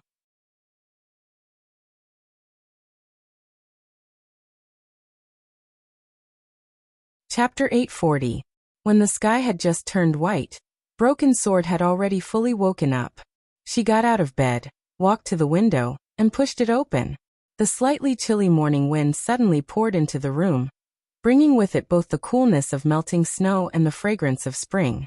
The blue sky was not fully illuminated, but judging from the sparse clouds, it would be a good day today. She put on her clothes and went to the living room. There was a plate of roasted nuts on the table and a can of vegetable soup, just enough for 4 people. Among them, Annie always got up the earliest. Not only was she the first to finish washing, but she also occasionally made breakfast. Although they moved from the Foreign Affairs building to the Witch building after officially joining the Witch Union, and could enjoy 3 meals at any time in the castle, Annie often chose to cook by herself. In the first month after receiving her salary, she went to the convenience market to buy firewood, butter, salt, and other cooking materials. Every week, she went to the wild to collect some wild fruits and vegetables, and cooked them every 3 to 5 days. Broken Sword also curiously asked her why she did this, and Annie's answer was very simple. She said that survival in the wild was a skill, and if it was not used for a long time, it would be forgotten after a long time. If it was time to escape again, how could she ensure that she could survive safely? Broken Sword could not understand why Annie was always ready to wander, but then again, it was not bad to taste these wild fruits occasionally. Good morning. She sat at the table and picked up her share of nuts. Are you going to the factory today? Yes. Annie nodded and drank the last mouthful of hot soup in the bowl. Some big things can't be pressed out by workers, and the machine can't fit such big things. We can only rely on small pieces of iron to put them together. I heard that Miss Anna used to do it, but now it's all mine. From her voice, Broken Sword could hear a vague sense of satisfaction and accomplishment. This was probably the most significant change for the 4 of them after they came to Neverwinter. Their abilities were no longer meaningless. Working for His Majesty and getting paid was like a craft. This experience of relying on herself instead of cheating, or relying on others' charity gave Broken Sword a sense of rebirth. She believed that Annie had the same feeling. Otherwise, she would not get up early every day and be the first to go to the factory without the pressure of survival. But today was a special day. Don't forget about Hero today. I know. Annie's expression became much more serious. Don't worry. I'll finish my work over there as soon as possible and come over on time. Broken Sword breathed a sigh of relief. Well, with you around, she can feel more at ease. Then I'll go first, she said as she got up. Go, I'll take care of Hero. The hot water is in the kitchen. I'll leave the rest to you. Annie didn't say anything else and quickly left the house. After Broken Sword finished her share, she went to the kitchen to get a basin of hot water and walked quietly into the hero's bedroom.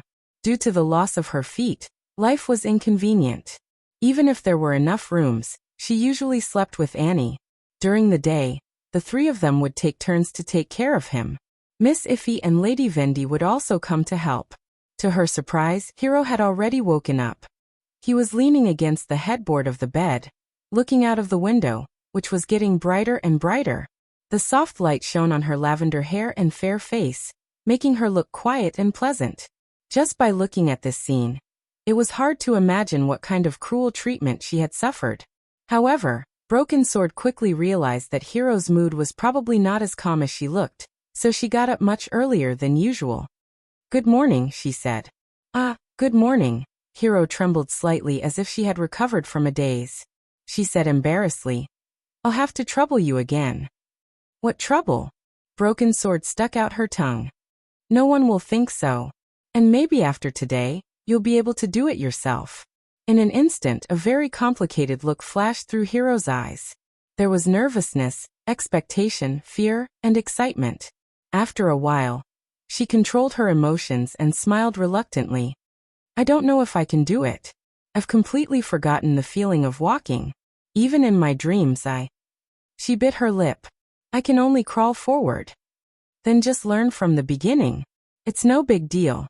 Broken Sword pressed her shoulder and said, Even the gods' punishment witches can do it, so can you. Come on, stretch out your legs. Hero took a deep breath and lifted the quilt. She saw a pair of legs that were as thin as firewood.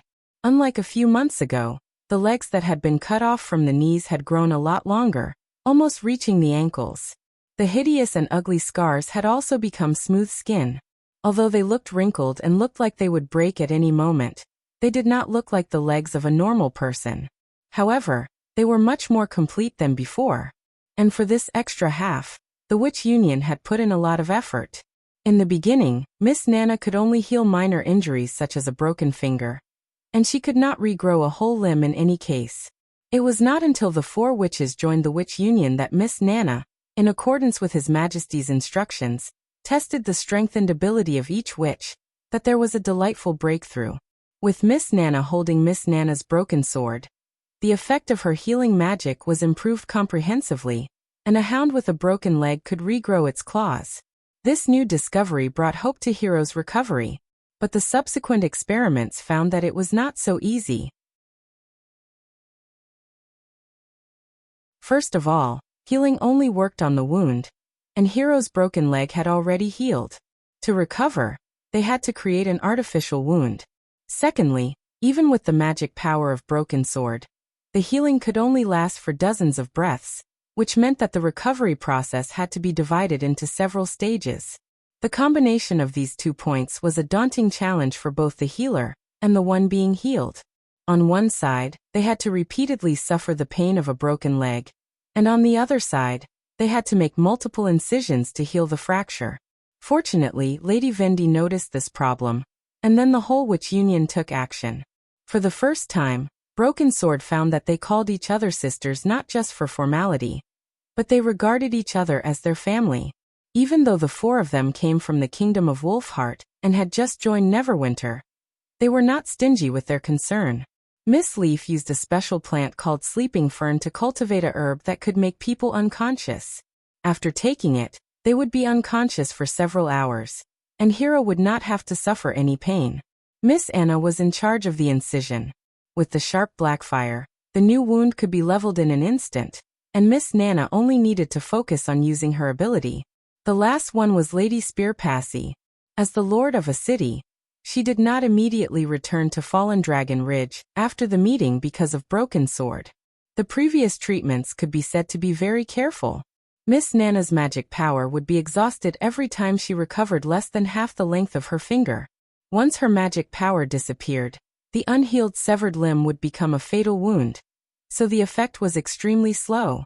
It was with the help of Martian's spear that the recent treatments made great progress. You're tuning in to the Li Mei's Wuxia Whispers YouTube channel. We're so grateful for your support, and don't forget to subscribe to join us on this incredible journey through captivating stories.